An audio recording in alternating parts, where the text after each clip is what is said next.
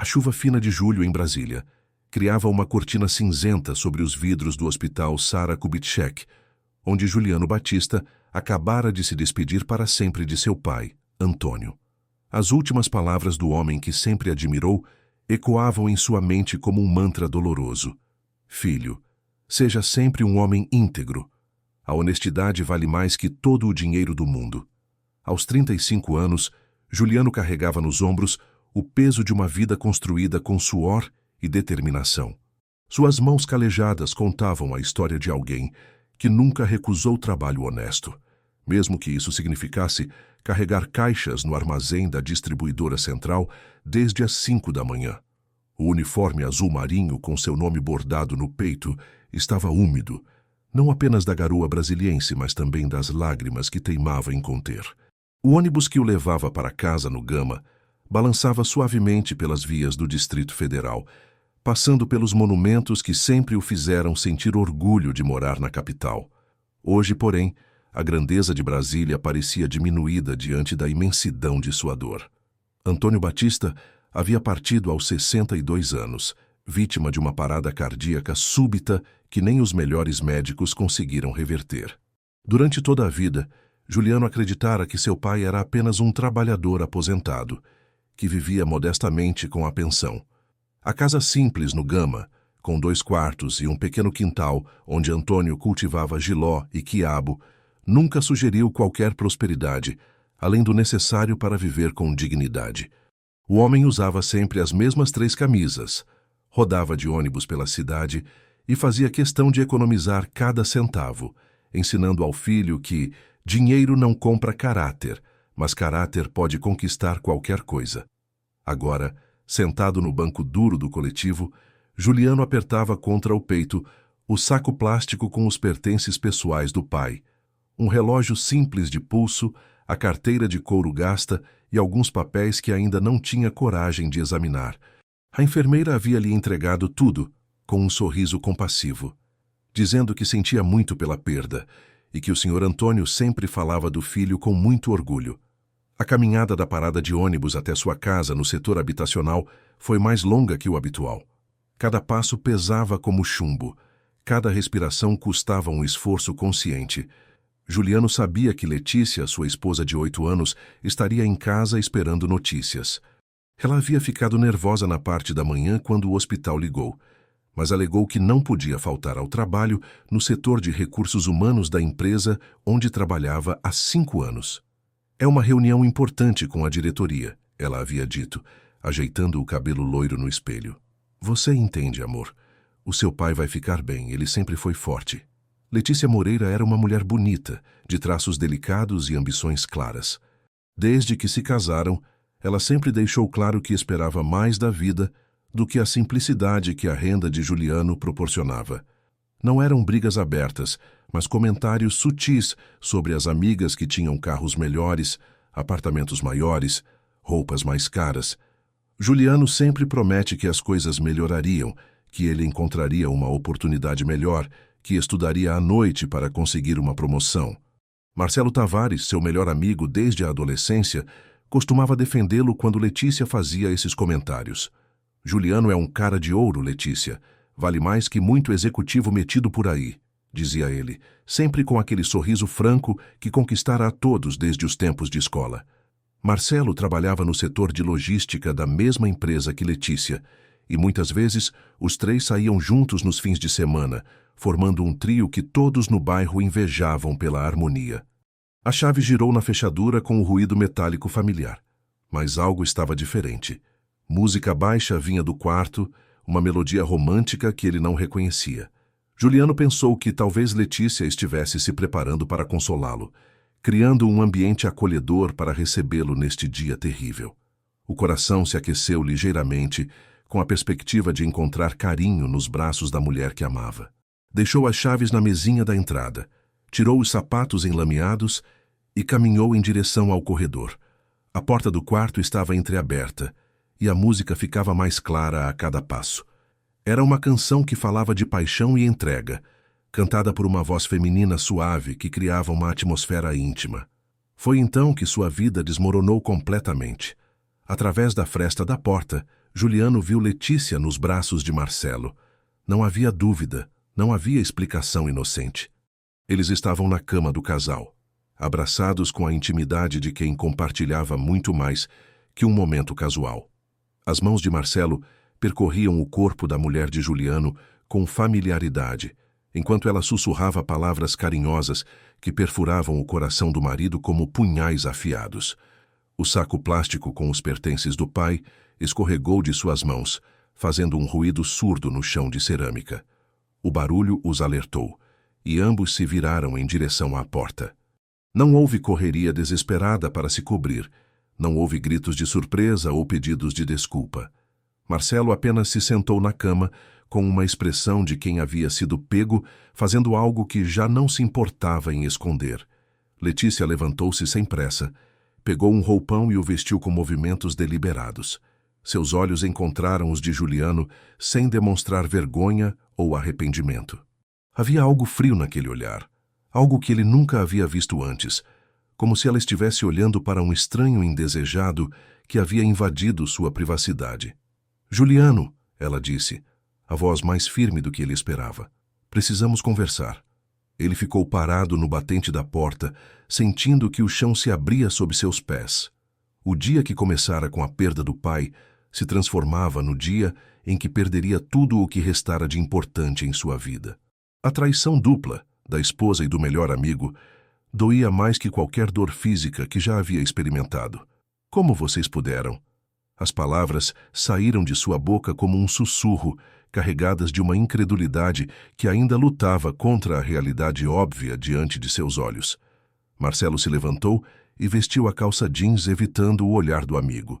20 anos de amizade, desde os 13 anos quando se conheceram na escola pública do Gama. 20 anos de confidências, de apoio mútuo, de promessas de que sempre seriam como irmãos. Juliano lembrava das vezes que emprestara dinheiro a Marcelo quando ele estava desempregado, das madrugadas que passaram conversando sobre sonhos e planos para o futuro. "Olha, cara", Marcelo finalmente falou, a voz hesitante. "As coisas meio que aconteceram. Não foi planejado, entende?" Letícia bufou com impaciência. "Não foi planejado? Marcelo, por favor, não vamos fingir que isso é algo recente." Ela se virou para Juliano, os braços cruzados sobre o peito. "Juliano, senta aí que a gente precisa acertar isso de uma vez." Juliano se apoiou no batente da porta, as pernas fraquejando. A mulher que estava diante dele parecia uma estranha. Onde estava a Letícia que chorava assistindo filmes românticos? Onde estava a mulher que dizia que ele era o amor da vida dela, mesmo nos momentos de dificuldade financeira? "Letícia, o meu pai..." Ele começou, a voz embargada. "Eu sei, amor. Sinto muito pelo seu pai. Mas isso não muda o que precisa ser dito." Ela foi até a cômoda e pegou alguns papéis dobrados. "Essas são as minutas do divórcio. Meu advogado já preparou tudo." O mundo de Juliano parou de girar.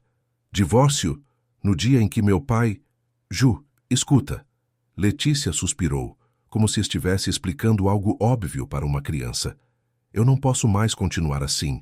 Você é um homem bom, mas não tem ambição. Não tem perspectiva de crescimento. Eu tenho 30 anos e não posso desperdiçar mais tempo numa vida que não vai me levar a lugar nenhum." Marcelo terminou de se vestir e se aproximou dos dois. "Cara, eu sei que isso é difícil, mas..." "Cala a boca, Marcelo!" Juliano explodiu, a dor se transformando em raiva. 20 anos de amizade. 20 anos. "Oh, calma aí." Marcelo levantou as mãos. "Não foi por mal, cara. Essas coisas acontecem. O coração não escolhe hora nem lugar." Letícia jogou os papéis na cama. "Juliano, você pode revisar com seu advogado, mas está tudo certinho. A casa fica comigo porque eu que pago a maior parte das prestações mesmo. Você pode ficar com seus móveis e suas coisas pessoais." A frieza nas palavras dela cortava mais fundo que qualquer grito poderia fazer. Juliano olhou ao redor do quarto que havia sido deles por tantos anos. As fotos do casamento na parede, o criado mudo que ele havia montado com as próprias mãos, a colcha que ela escolhera com tanto carinho quando se mudaram para ali. "Letícia, por favor," ele implorou, a dignidade se despedaçando junto com seu coração. "A gente pode tentar. Eu posso mudar, posso procurar outro emprego, fazer um curso à noite." Ela balançou a cabeça com uma expressão que misturava pena e irritação. Juliano, você não entende. Não é só sobre dinheiro. É sobre ambição, sobre querer crescer na vida. Marcelo tem isso. Ele quer ser alguém na empresa, quer construir alguma coisa. Você parece que se contentou em ser operário para o resto da vida. Marcelo colocou a mão no ombro de Letícia, um gesto possessivo que não passou despercebido por Juliano. Cara, você é um cara legal, mas a Letícia precisa de alguém que tenha os mesmos objetivos que ela. Os mesmos objetivos? Juliano repetiu incrédulo. Marcelo, você trabalha no mesmo setor de logística há 3 anos. Que ambição é essa que você tem que eu não tenho? Letícia suspirou impaciente. Vê só, Juliano, você nem consegue reconhecer o potencial dele. Marcelo está estudando administração à noite. Ele tem planos de crescer na empresa. Vocês são muito diferentes. A revelação foi mais um soco no estômago. Marcelo estudando às escondidas, fazendo planos que nunca compartilhou com o melhor amigo. Quantos outros segredos haviam guardado dele? Há quanto tempo os dois vinham se encontrando pelas suas costas? Juliano se abaixou para pegar o saco com os pertences do pai, que havia caído no chão. Quando se levantou, suas pernas tremiam, mas sua voz saiu mais firme do que esperava. Tudo bem, disse, surpreendendo-se com sua própria calma. Vou assinar os papéis. Letícia piscou, claramente não esperando uma rendição tão rápida. Sério? Assim, sem complicação? Assim, sem complicação, Juliano confirmou. Só me diz uma coisa, Letícia, quanto tempo? Há quanto tempo vocês dois estão... Ele gesticulou vagamente em direção à cama. Marcelo e Letícia trocaram um olhar. Foi ela quem respondeu, a voz suavizando ligeiramente. 3 meses, admitiu. Começou numa festa da empresa. Mas, Ju, eu juro que a gente tentou resistir. Não queríamos que fosse assim. 3 meses. Juliano fez as contas mentalmente. 3 meses atrás, eles haviam comemorado o aniversário de casamento em casa, com um bolo que Letícia fez questão de comprar na padaria mais cara do bairro. 3 meses atrás, ela ainda dormia abraçada com ele, ainda dizia que o amava antes de dormir. Onde eu assino? Perguntou pegando os papéis da cama. Letícia apontou os locais marcados com post-its amarelos. A assinatura de Juliano saiu trêmula, mas firme o suficiente para tornar oficial o fim de 8 anos de matrimônio. Quando terminou, ela pegou os documentos de volta e os dobrou cuidadosamente. Juliano, eu sinto muito que tenha sido no dia do seu pai, disse ela, e pela primeira vez, desde que ele chegara, sua voz carregou um traço de culpa. Ele balançou a cabeça. É melhor assim. Pelo menos não vou gastar tempo tentando entender o que fiz de errado. Marcelo se moveu desconfortavelmente. Cara, se precisar de alguma coisa, não preciso de nada de você. Juliano o cortou, o olhar finalmente encontrando o do ex-amigo. Nunca mais quero ver sua cara na minha frente. Saiu do quarto sem olhar para trás, pegou uma mala no armário da sala e começou a colocar suas roupas dentro. Não eram muitas coisas, alguns jeans, camisetas, o terno que usava em ocasiões especiais, os chinelos que ganhara no último Natal. Tudo cabia numa única mala, o que de alguma forma tornava ainda mais patética a simplicidade de sua vida. Letícia apareceu na porta da sala. Você tem lugar para ficar? Tenho, mentiu. Na verdade, não fazia a menor ideia de onde dormiria naquela noite. Juliano, ela chamou quando ele se dirigia para a porta. Eu sei que você não acredita agora, mas isso é melhor para todo mundo. Você vai encontrar alguém que te valorize do jeito que você é. Ele parou com a mão na maçaneta. Engraçado, Letícia. Eu achava que essa pessoa era você. A porta se fechou atrás dele com um clique suave, encerrando não apenas um casamento, mas toda uma vida que ele acreditava conhecer. O céu de Brasília ainda estava nublado e a garoa fina continuava a cair sobre a cidade, como se o tempo estivesse chorando junto com ele. Juliano caminhou pelas ruas do Gama sem destino certo, a mala pesando mais a cada quarteirão. Passou pela padaria onde sempre comprava pão na volta do trabalho, pelo bar onde ele e Marcelo costumavam assistir aos jogos do Corinthians nos domingos, pela escola onde conhecera aquele que considerava seu melhor amigo. Cada lugar carregava memórias que agora doíam como feridas abertas. A vida que construíra ao longo de anos havia desmoronado em questão de horas, deixando-o sozinho numa cidade que, de repente, parecia hostil e fria. Quando a noite chegou de vez, Juliano se encontrou sentado num banco da praça central do Gama, a mala ao lado e o saco com os pertences do pai no colo. Outras pessoas passavam apressadas, voltando para suas casas e famílias, alheias ao drama pessoal que se desenrolava naquele banco molhado de chuva. Foi então que ele decidiu abrir a carteira do pai, procurando talvez um último conselho, uma palavra final que pudesse guiá-lo através daquela escuridão. Além dos documentos habituais, encontrou um cartão de visita elegante, com letras douradas em relevo que brilhavam sob a luz amarelada do poste. Dr. Roberto Mendes, Advocacia Empresarial, lia-se no cartão. No verso, uma anotação manuscrita na letra cuidadosa de Antônio. Para o Juliano, quando chegar a hora. O pequeno apartamento que Juliano conseguiu alugar na Ceilândia custava quase metade de seu salário, mas era o que cabia no bolso de um homem recém-divorciado. 2 semanas haviam se passado desde o dia mais amargo de sua vida, e ele ainda acordava todas as manhãs, esperando que tudo não passasse de um pesadelo cruel. O apartamento de 1 quarto e sala tinha móveis básicos fornecidos pelo proprietário. Uma cama de solteiro, uma mesa pequena, 2 cadeiras de plástico e uma geladeira que fazia mais barulho que um motor de caminhão.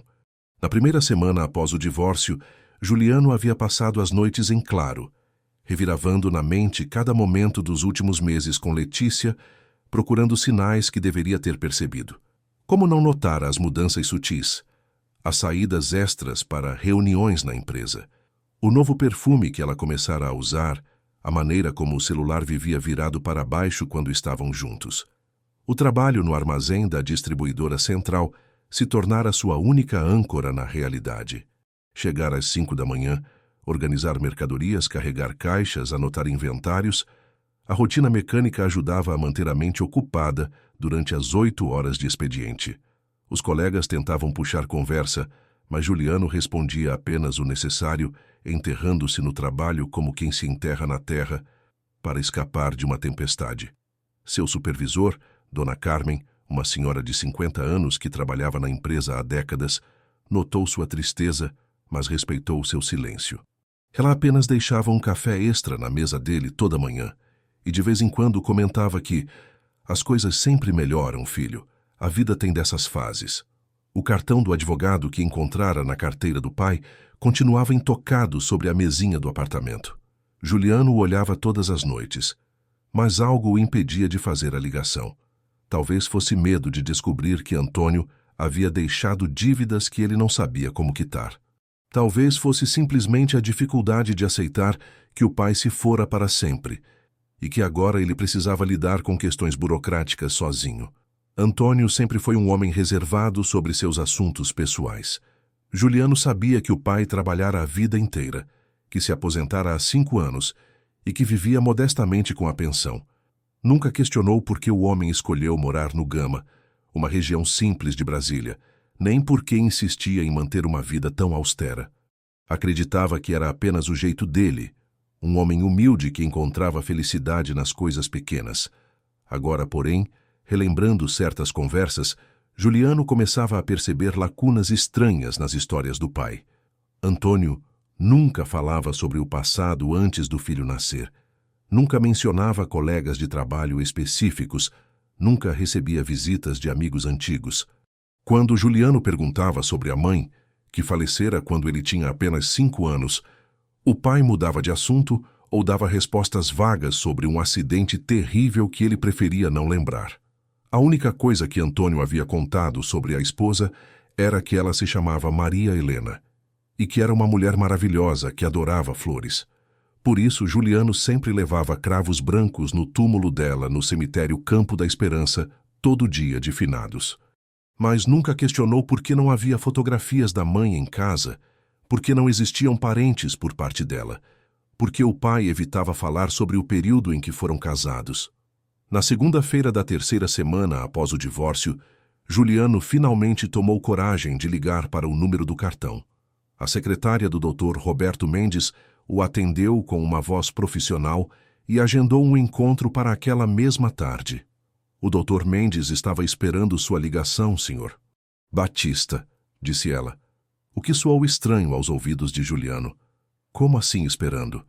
O escritório do advogado ficava no setor comercial sul, numa região de Brasília, que Juliano conhecia apenas de passagem. O edifício era moderno, com elevadores espelhados e pisos de mármore que refletiam as luzes do teto. Juliano se sentia deslocado naquele ambiente, consciente de suas roupas simples e do cheiro de armazém que parecia ter impregnado permanentemente em suas mãos. Doutor. Roberto Mendes era um homem na casa dos 60 anos, cabelos grisalhos bem cortados e terno impecável. Seu escritório tinha uma vista panorâmica da esplanada dos ministérios e as paredes eram cobertas por diplomas e certificados que atestavam uma carreira de sucesso. Quando Juliano entrou, o advogado se levantou com um sorriso respeitoso e um aperto de mão firme. Senhor Juliano, meus pêsames pela partida de seu pai, disse doutor Roberto, gesticulando para que ele se sentasse numa poltrona de couro. Antônio foi um homem extraordinário. Tenho certeza de que a perda é irreparável. Obrigado, doutor, Juliano murmurou, tentando não demonstrar o quanto se sentia intimidado pelo ambiente. O senhor conhecia meu pai há muito tempo?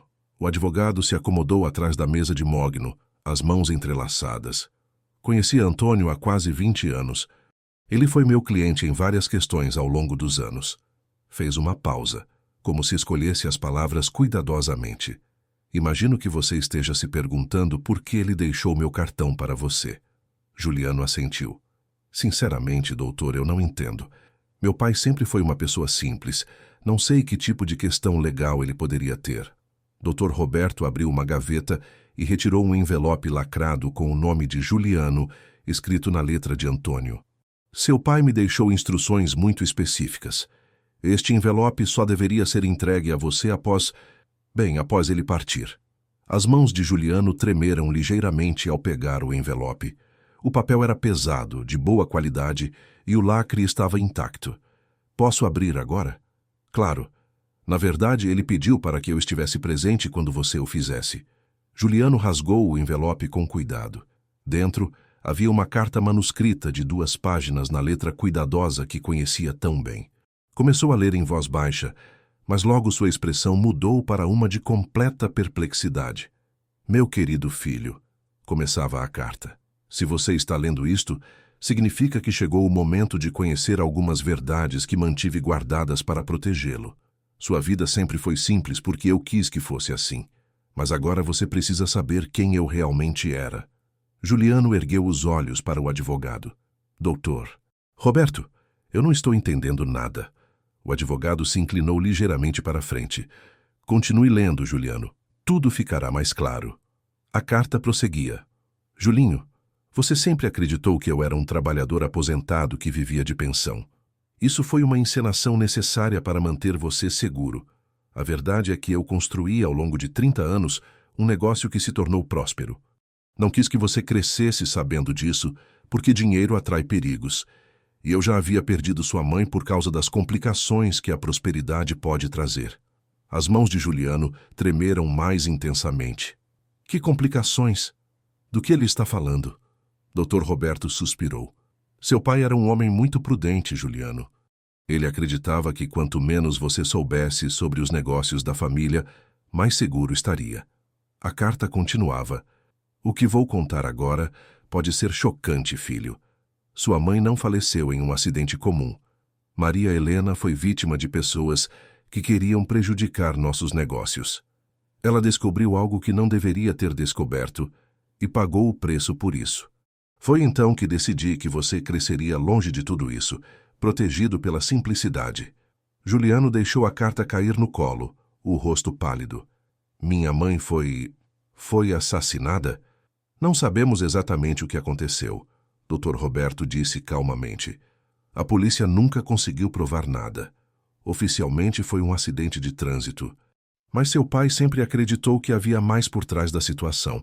Juliano retomou a leitura, suas mãos agora visivelmente trêmulas. Filho, eu sei que isso é muito para processar, mas precisa saber que tudo o que construí foi pensando em você. Sempre quis que você tivesse a escolha de viver uma vida simples e honesta, como você escolheu viver, ou de aceitar a responsabilidade que agora é sua por direito. Que responsabilidade? Juliano perguntou, mais para si mesmo que para o advogado. A carta se aproximava do fim. Dr. Roberto tem todos os documentos necessários e explicará tudo em detalhes. Só peço que, qualquer que seja a sua decisão, mantenha sempre os valores que tentei te ensinar. A integridade vale mais que qualquer fortuna, e a família deve ser protegida acima de tudo. Confio que você saberá o que fazer. Com todo o meu amor, papai. Juliano permaneceu em silêncio por vários minutos, processando as revelações. O pai que conhecera a vida inteira era, na verdade, um estranho. A vida simples que sempre viveram havia sido uma farsa cuidadosamente construída. A morte da mãe não fora um acidente trágico, mas possivelmente algo muito mais sinistro. Doutor, disse finalmente a voz rouca, que tipo de negócio meu pai tinha? Dr. Roberto se levantou e foi até um arquivo, de onde retirou uma pasta grossa. Seu pai era dono de uma empresa de logística e distribuição. Começou pequeno, com um caminhão apenas, e foi crescendo ao longo dos anos. Hoje a empresa tem filiais em 3 estados e emprega mais de 1.000 pessoas. 1.000 pessoas? Juliano repetiu incrédulo. A empresa está avaliada em aproximadamente 500 milhões de reais, continuou o advogado. Seu pai sempre manteve participação majoritária, mas nunca se envolveu diretamente na operação. Contratou gestores competentes e acompanhava tudo à distância. Juliano se levantou bruscamente, começando a andar de um lado para o outro no escritório. Isso é impossível. Meu pai morava numa casa simples no Gama. Andava de ônibus, comprava roupa no camelô. Era parte da encenação, doutor. Roberto explicou pacientemente. Antônio acreditava que se você crescesse sabendo da riqueza da família, poderia se tornar alvo dos mesmos tipos de pessoas que fizeram mal à sua mãe. E agora? O que acontece agora? Agora você tem que decidir o que quer fazer com a herança. Pode assumir o controle da empresa, pode vendê-la, pode manter os gestores atuais e simplesmente receber os dividendos. As opções são suas. Juliano parou de andar e olhou pela janela para a vastidão de Brasília. Lá embaixo, pessoas comuns levavam suas vidas normais, enfrentando problemas cotidianos como ele sempre fizera. Agora, de repente, ele se encontrava do outro lado de uma realidade completamente diferente. Como se chama a empresa? Perguntou. Grupo Batista Logística. A sede fica aqui em Brasília mesmo, no setor de indústrias. O nome ecoou na mente de Juliano. Grupo Batista Logística. Ele havia visto esse nome em alguns caminhões pelas estradas, mas nunca imaginara qualquer conexão com sua família. Era como descobrir que havia vivido a vida inteira numa peça de teatro sem saber que estava representando. Dr. Roberto, eu preciso de tempo para processar tudo isso. Naturalmente, mas há algo mais que preciso lhe contar. O advogado voltou para a mesa e abriu outro arquivo. Seu pai deixou instruções específicas sobre o funeral. Ele queria algo simples como você organizou, mas também pediu para eu avisar certas pessoas sobre o falecimento. Que pessoas? Executivos da empresa, alguns parceiros comerciais importantes, fornecedores estratégicos, pessoas que respeitavam muito Antônio, mesmo sem conhecê-lo pessoalmente. Juliano lembrou das figuras estranhas que havia visto no funeral. Homens e mulheres bem vestidos que não conhecia, mas que pareciam genuinamente abalados pela perda. Na época, havia pensado que fossem apenas vizinhos ou conhecidos distantes do pai. Eles sabiam quem eu era. Sabiam que você existia. Mas seu pai sempre foi muito cauteloso sobre revelar detalhes. Para a maioria deles, você era simplesmente o filho de Antônio que levava uma vida reservada. A ironia da situação atingiu Juliano como um murro no estômago. No mesmo período em que descobria que o pai havia sido bem-sucedido, além de sua imaginação mais selvagem, sua própria vida havia desmoronado completamente. Letícia o havia abandonado por acreditar que ele não tinha ambição ou perspectivas de crescimento. Se ela soubesse da verdade, mas então uma sensação amarga subiu pela garganta. Mesmo que soubesse da herança, o que isso mudaria? Letícia não o havia abandonado apenas por dinheiro, mas porque genuinamente acreditava que ele era um fracassado. O dinheiro poderia comprar de volta o respeito dela, mas não o amor verdadeiro que ele pensava que eles compartilhavam. Doutor, posso visitar a empresa? Claro. Na verdade, seria interessante para você conhecer o que seu pai construiu. Posso agendar uma visita para qualquer dia desta semana. Juliano pegou a pasta de documentos que o advogado lhe oferecia. Era pesada, cheia de contratos, balanços financeiros e relatórios que ele mal sabia por onde começar a ler. Sua educação simples não o preparara para entender planilhas complexas e termos jurídicos sofisticados. Doutor Roberto, eu vou precisar de ajuda para entender tudo isso. Pode contar comigo, Juliano. Seu pai me pagou bem ao longo dos anos exatamente para este momento.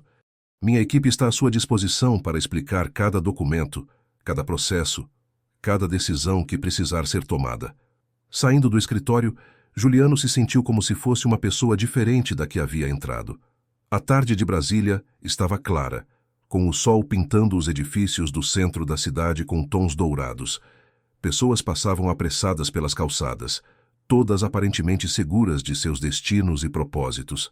Ele, por outro lado, se sentia completamente perdido. Em questão de semanas havia perdido o pai, a esposa, o melhor amigo e descoberto que toda sua vida havia sido baseada numa mentira bem intencionada. Agora, caminhando pelas ruas de uma Brasília que de repente parecia diferente, carregava uma pasta com documentos que o tornavam, pelo menos no papel, um homem rico. O apartamento em Ceilândia, que pela manhã parecia um refúgio modesto, agora se revelava quase cômico em sua simplicidade. Juliano deixou a pasta sobre a mesa e se jogou na cama de solteiro, olhando para o teto rachado. Em algum lugar da cidade havia um império empresarial que levava seu sobrenome. Em algum lugar, pessoas trabalhavam numa empresa que agora era sua responsabilidade. Mas mais importante que tudo isso, em algum lugar também estavam Letícia e Marcelo, vivendo suas vidas e construindo um futuro juntos, completamente alheios ao fato de que o homem que desprezaram acabara de se tornar uma das pessoas mais influentes de Brasília. A ironia era tão intensa que Juliano chegou a sorrir pela primeira vez em semanas, não um sorriso de felicidade, mas um sorriso amargo de quem acabara de entender que o destino às vezes tem um senso de humor muito peculiar. A sede do Grupo Batista Logística se erguia como um monumento de vidro e aço no setor de indústrias de Brasília.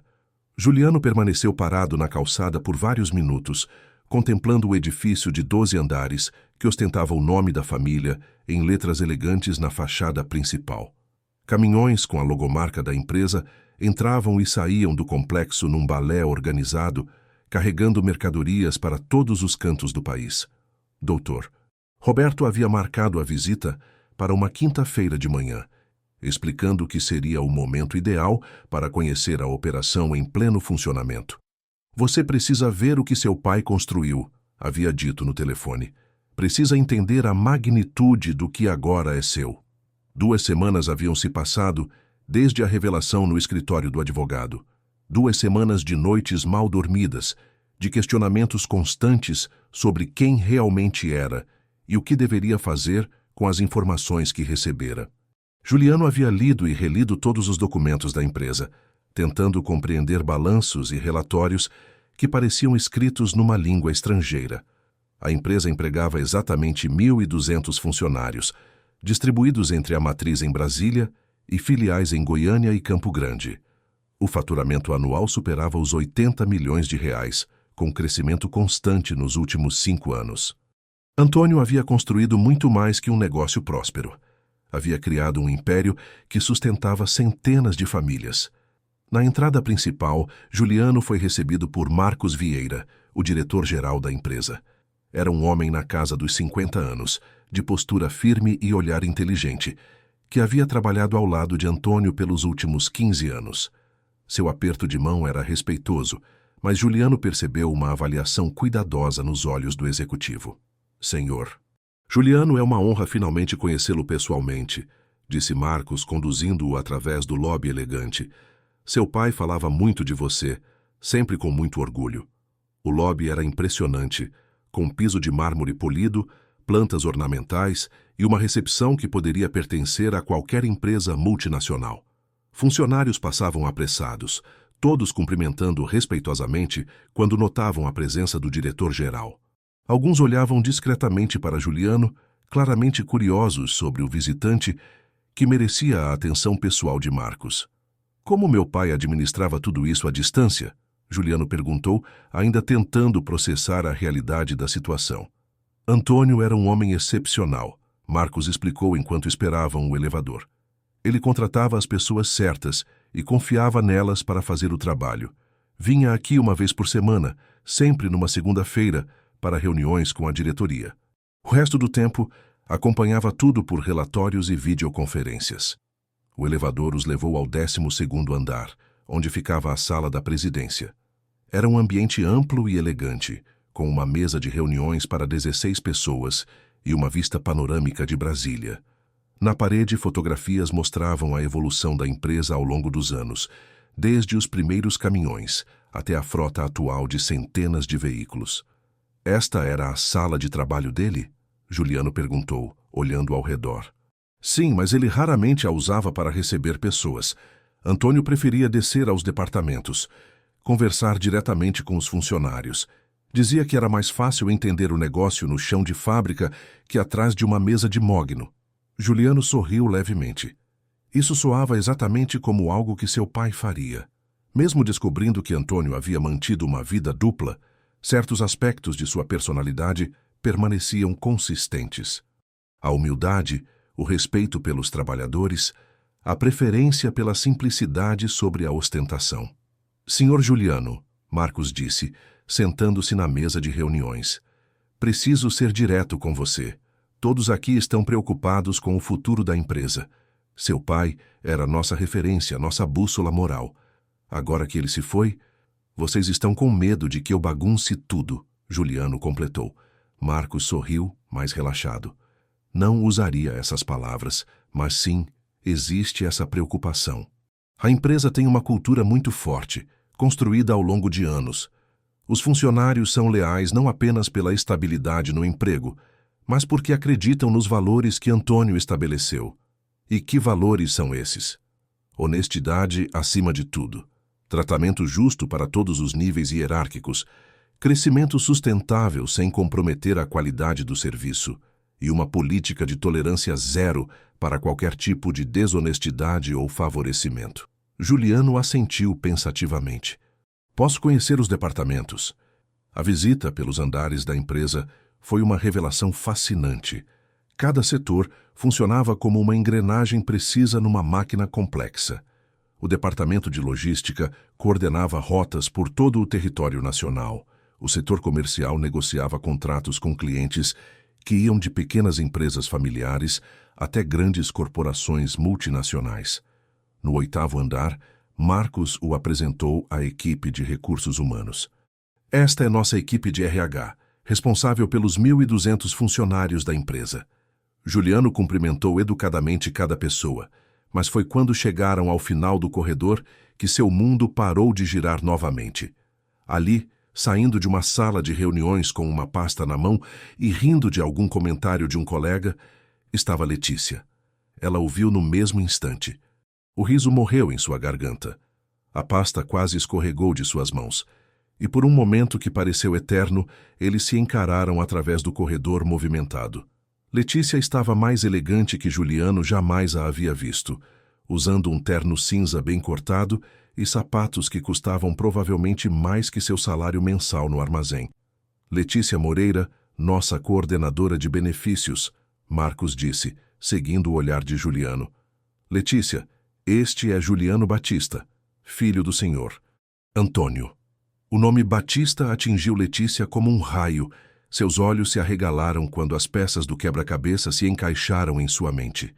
O sobrenome que ela ouvira milhares de vezes nos corredores da empresa, o senhor Antônio Batista, que todos respeitavam profundamente, o dono discreto que ninguém nunca via, mas cuja presença era sentida em cada decisão da corporação. Muito prazer, ela conseguiu dizer, a voz ligeiramente trêmula. Juliano assentiu formalmente. Igualmente.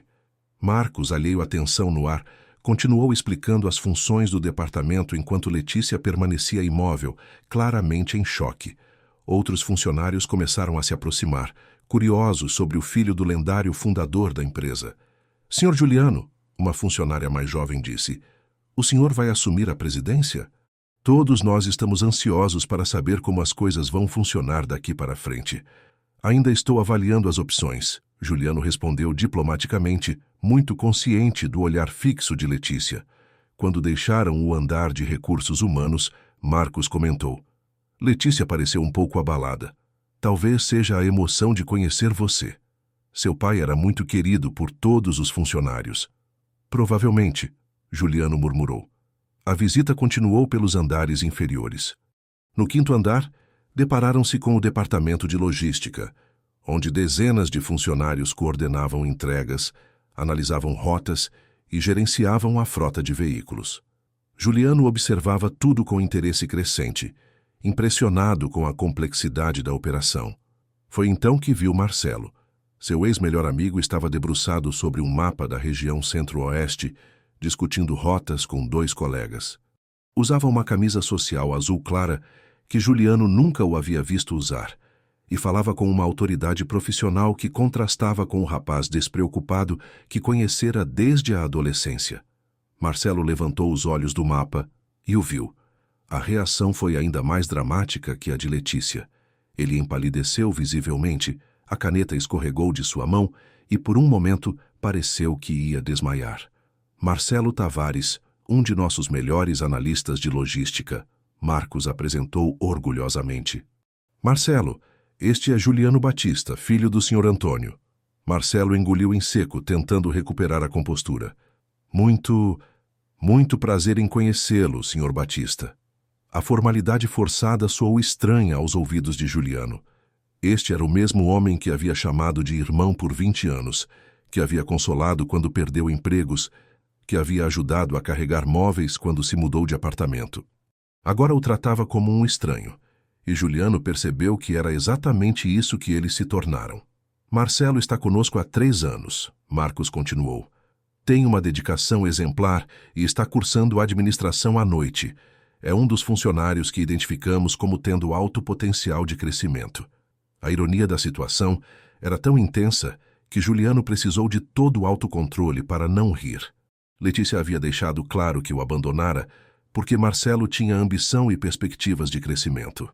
O que ela não sabia era que tanto ela quanto o amante trabalhavam para a empresa da família do homem que haviam desprezado. Que tipo de trabalho você desenvolve aqui, Marcelo? Juliano perguntou, mantendo o tom profissional. Eu analiso rotas de distribuição para a região centro-oeste, Marcelo gaguejou. Otimizo percursos, calculo custos de combustível, esse tipo de coisa. Interessante. E há quanto tempo você trabalha especificamente nesse setor? Marcelo trocou um olhar nervoso com os colegas que observavam a conversa com curiosidade. Era claro que o filho do dono estava fazendo um tipo de avaliação pessoal, mas eles não entendiam por que aquele funcionário específico parecia tão desconfortável.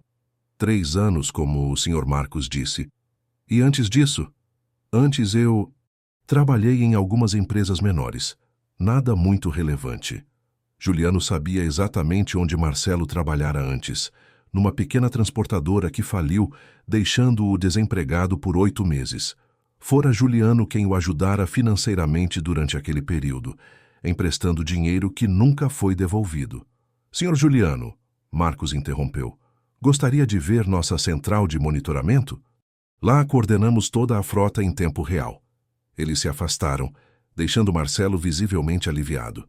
Mas Juliano notou que os colegas do ex-amigo começaram a cochichar entre si, claramente intrigados com a atenção especial que o filho do dono havia dado àquele funcionário específico.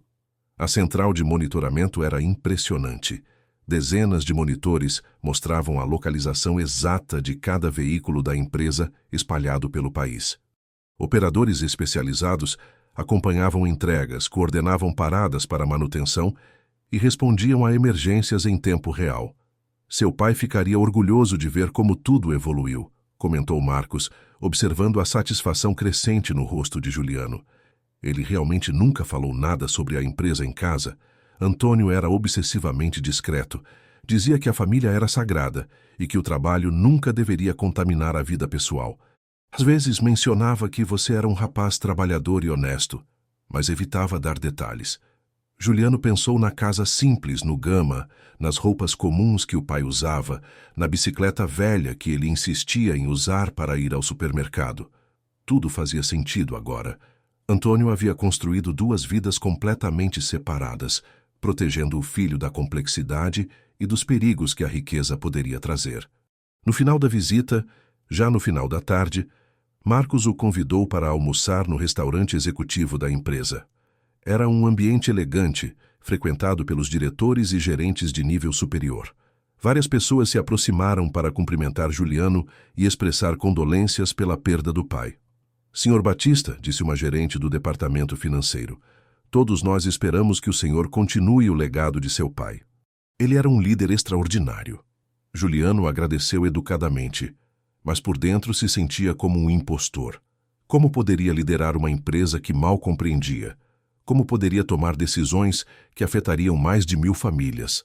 Sua experiência se limitava a carregar caixas num armazém, não a administrar um império corporativo. Durante o almoço, Marcos foi direto ao ponto. Juliano, preciso saber suas intenções. Os funcionários estão ansiosos. Os clientes estão perguntando sobre a continuidade dos contratos. Os fornecedores querem garantias. A empresa precisa de liderança. Eu entendo, Marcos, mas preciso de mais tempo para assimilar tudo isso. Claro, mas enquanto isso posso sugerir algo. Que tal você passar alguns dias aqui observando as operações de perto? Não como dono, mas como alguém que está aprendendo. Assim, você pode tomar uma decisão mais informada. A ideia fazia sentido.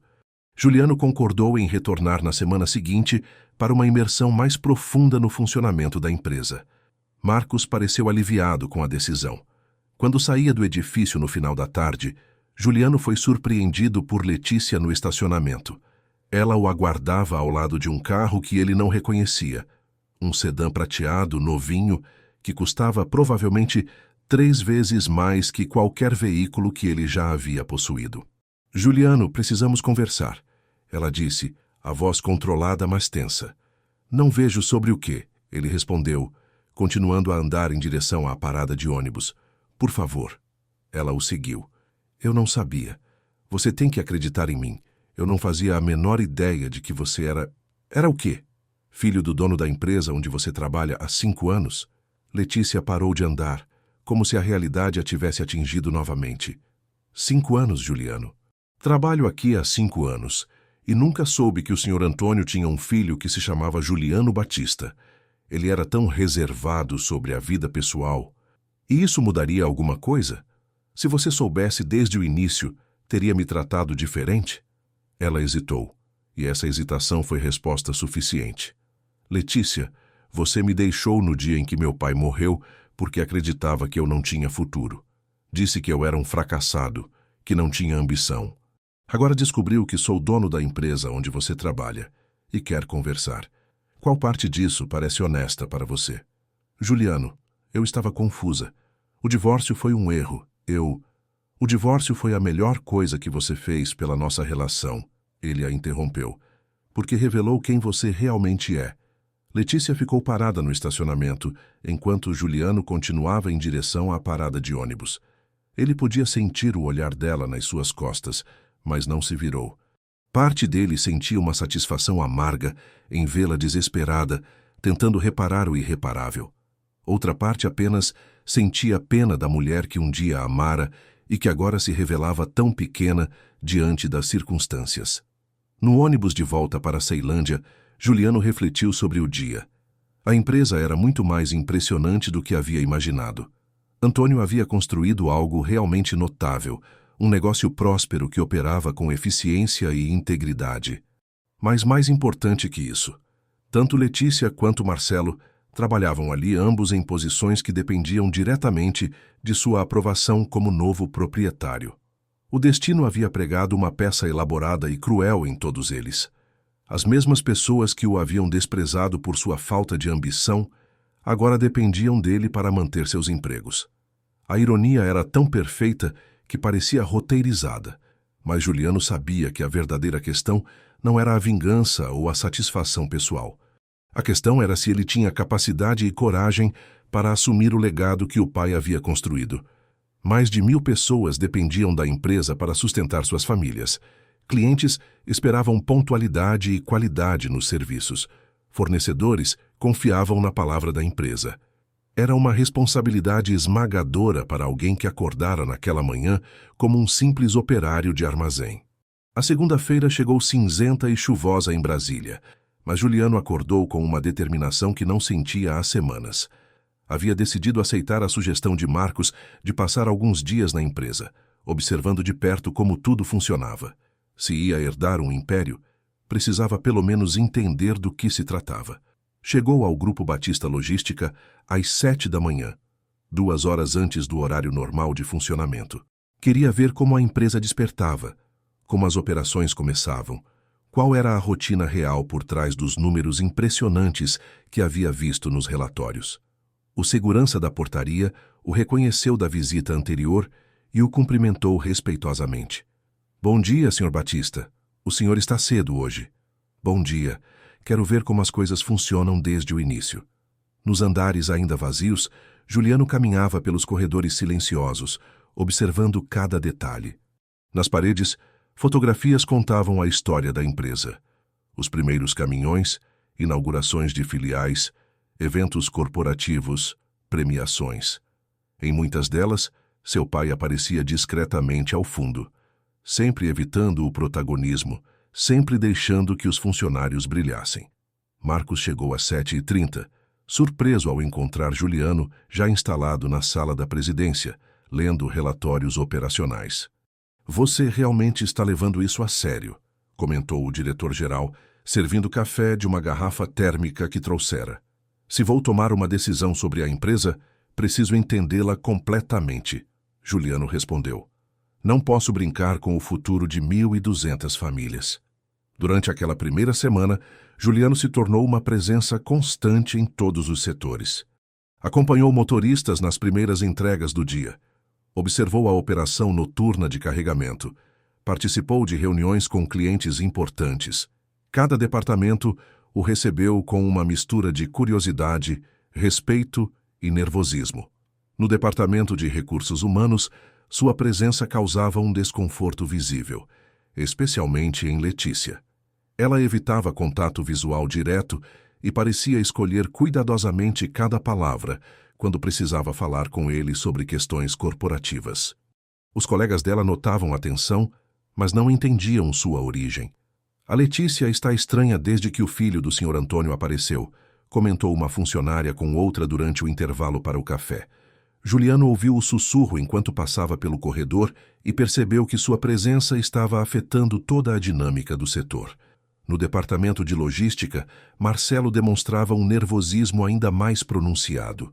Durante uma reunião sobre otimização de rotas, suas mãos tremiam visivelmente quando precisou apresentar um relatório para Juliano. A apresentação, que deveria durar 20 minutos, se estendeu por 40. Cheia de gagueiras e explicações excessivamente detalhadas. Marcelo, você está bem? Perguntou o supervisor do setor. Você parece tenso. Estou bem, sim. É só importante fazer uma boa impressão no novo dono. Juliano observava tudo sem fazer comentários, mas internamente anotava cada reação, cada comportamento suspeito. Como alguém que sempre vivera de maneira simples, estava descobrindo que a observação cuidadosa das pessoas revelava muito mais que palavras diretas. Na quarta-feira, durante o almoço no restaurante executivo, Juliano se sentou com Sandra Oliveira, a gerente financeira da empresa. Era uma mulher na casa dos 40 anos, com mais de 15 anos de casa, que havia trabalhado diretamente com Antônio em questões estratégicas.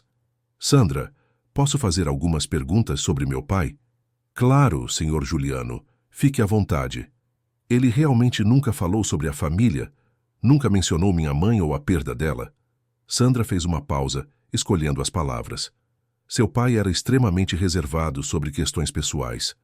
Uma vez, há uns 10 anos, ele mencionou que havia perdido a esposa muito jovem e que isso o marcara profundamente. Disse que algumas feridas nunca cicatrizam completamente. Ele falou sobre as circunstâncias da perda? Não diretamente, mas uma vez ele comentou algo que me chamou a atenção. Disse que às vezes as pessoas pagam preços muito altos por estarem no lugar errado na hora errada. Na época, pensei que estava falando sobre a vida em geral, mas talvez houvesse algo mais específico. Juliano sentiu um arrepio. As palavras do pai ecoavam a carta que havia deixado, sugerindo que a morte da mãe não fora um acidente comum. Decidiu investigar mais profundamente. Naquela mesma tarde, pediu ao Dr. Roberto para marcar uma reunião. No escritório do advogado, foi direto ao ponto. Dr. Roberto, quero saber tudo sobre a morte da minha mãe. Tudo mesmo. O advogado suspirou profundamente. Juliano, seu pai me fez prometer que só contaria os detalhes se você perguntasse especificamente. Ele não queria que carregasse esse peso desnecessariamente. Estou perguntando. Dr. Roberto foi até um arquivo especial e retirou uma pasta marcada como Confidencial Maria Helena. Dentro havia relatórios policiais, fotos do acidente e uma investigação particular que Antônio havia contratado na época. Sua mãe morreu há 30 anos quando você tinha 5 anos. Oficialmente, foi um acidente de trânsito numa estrada rural entre Brasília e Goiânia. O carro dela saiu da pista numa curva e colidiu com uma árvore. E extraoficialmente, o investigador particular encontrou algumas irregularidades. O carro havia sido revisado na semana anterior, estava em perfeitas condições. Maria Helena era uma motorista cuidadosa, conhecia bem aquela estrada. Além disso, Dr. Roberto mostrou algumas fotografias do local do acidente. As marcas de freada sugerem que ela tentou evitar alguma coisa, mas não havia nada na pista que justificasse uma manobra tão brusca. Juliano estudou as fotos com atenção. O investigador chegou a alguma conclusão? Suspeitava que outro veículo pode ter forçado sua mãe a sair da pista, mas nunca conseguiu provar. E há outro detalhe importante.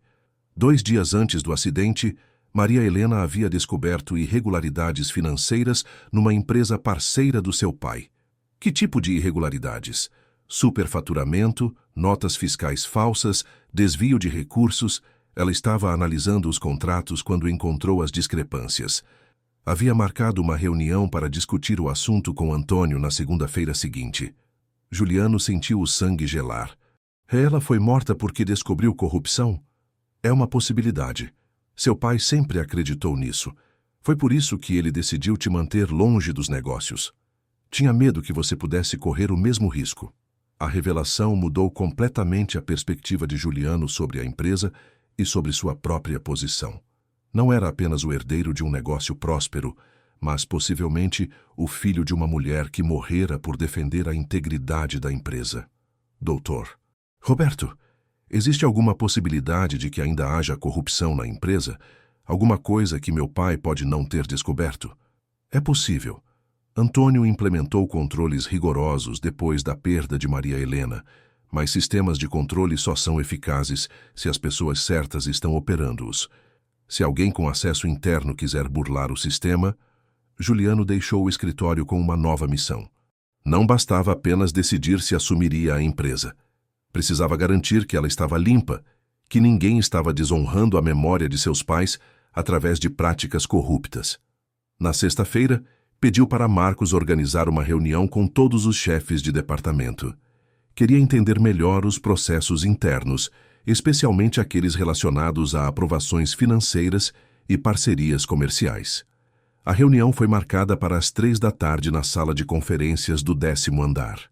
Juliano chegou alguns minutos antes e observou enquanto os gerentes entravam. Notou que Letícia evitou sentar-se próxima a ele, escolhendo uma cadeira do outro lado da mesa.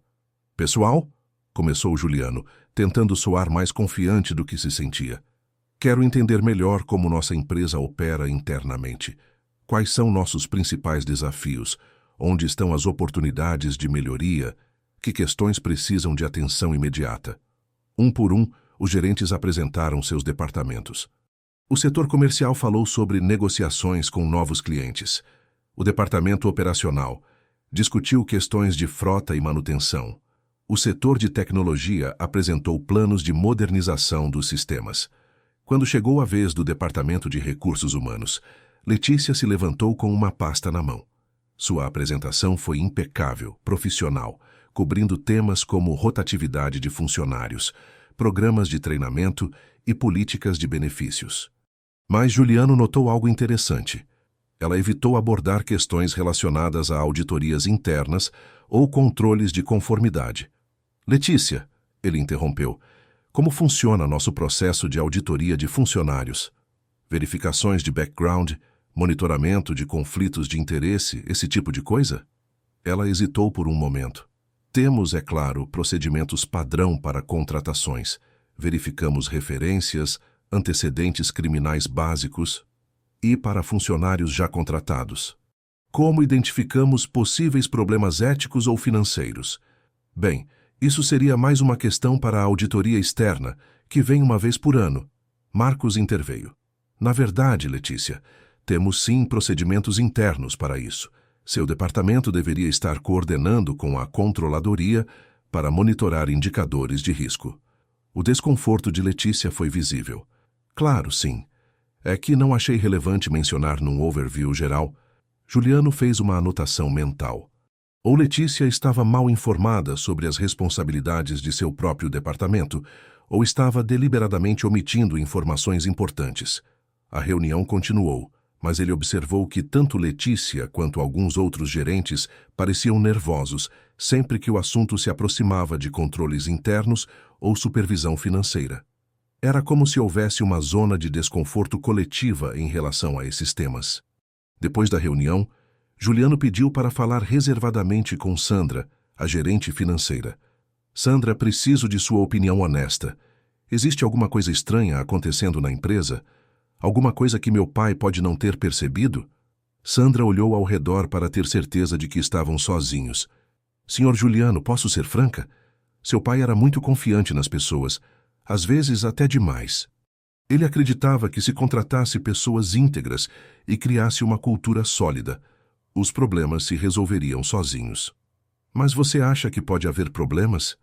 Não tenho provas concretas, mas algumas coisas me incomodam. Certas aprovações que passam muito rapidamente por alguns setores. Relatórios que são apresentados com formatações diferentes do padrão.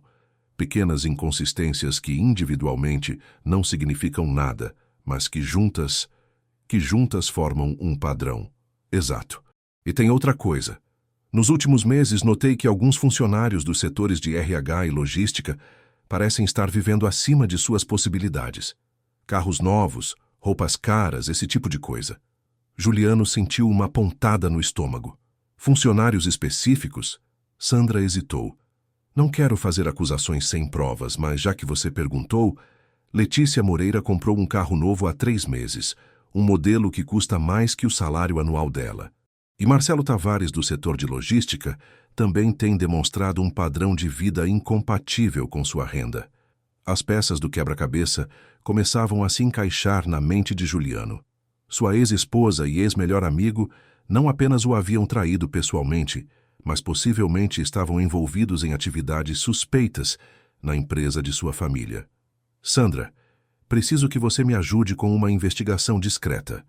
Quero revisar todos os processos de aprovação dos últimos 2 anos, especialmente aqueles que passaram pelos setores de RH e logística.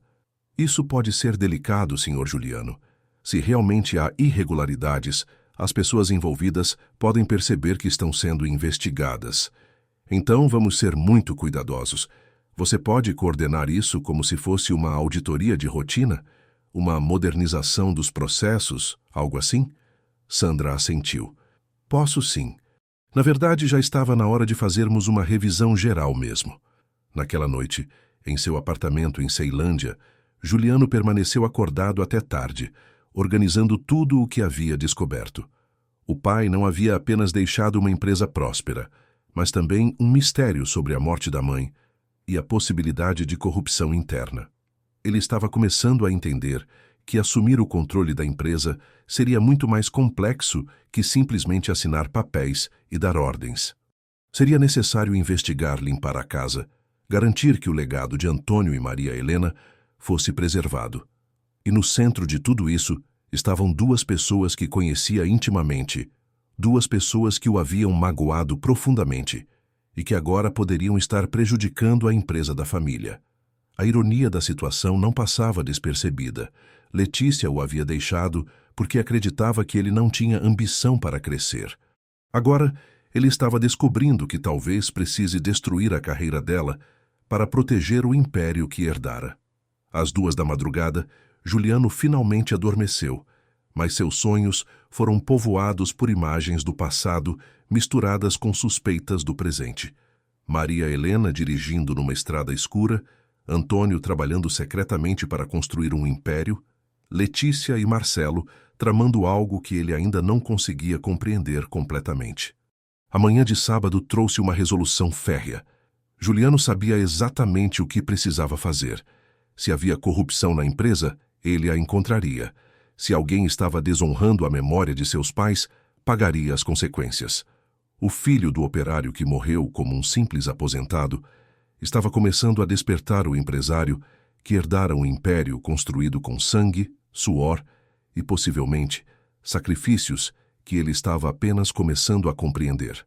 A investigação discreta começou na segunda-feira seguinte com Sandra, organizando uma auditoria de modernização de processos, que soou perfeitamente natural para todos os funcionários. Juliano observava de sua nova sala na presidência, aprendendo a navegar entre relatórios financeiros que antes pareciam hieróglifos e agora começavam a fazer sentido. Durante as primeiras 2 semanas de investigação, padrões estranhos começaram a emergir dos dados.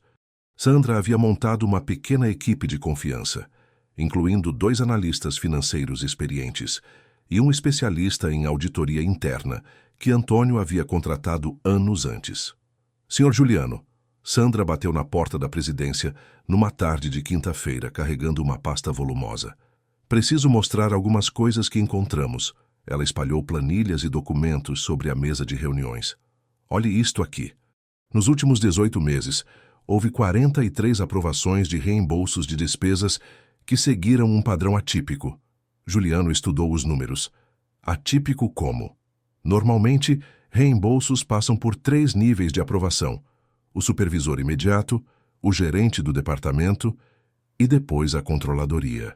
Mas estes 43 casos foram aprovados apenas nos 2 primeiros níveis e depois encaminhados diretamente para pagamento.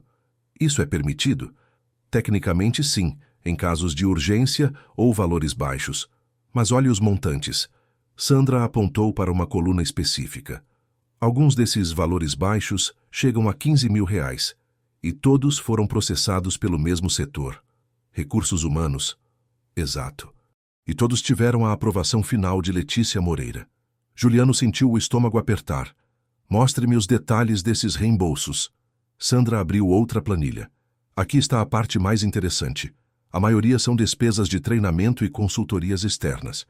Mas quando nosso pessoal da controladoria tentou contatar essas empresas para confirmar os serviços, deixe-me adivinhar, não existem.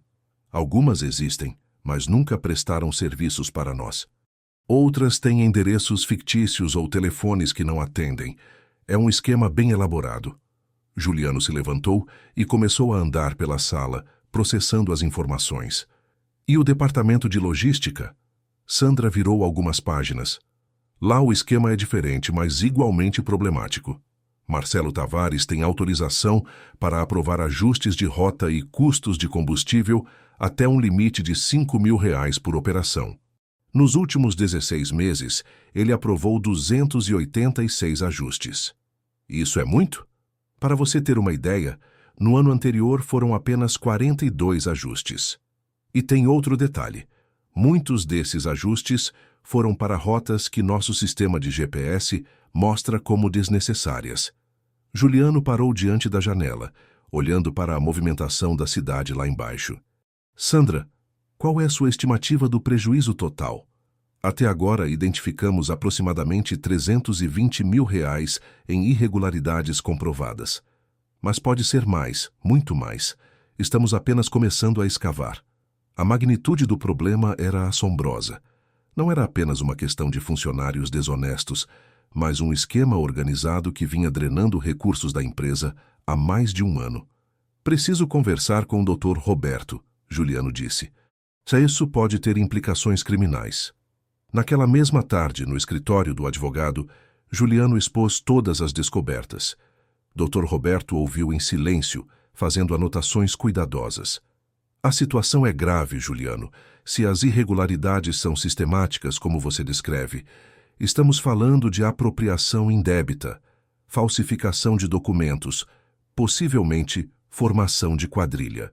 O que eu faço? Como procedo sem alertar os envolvidos?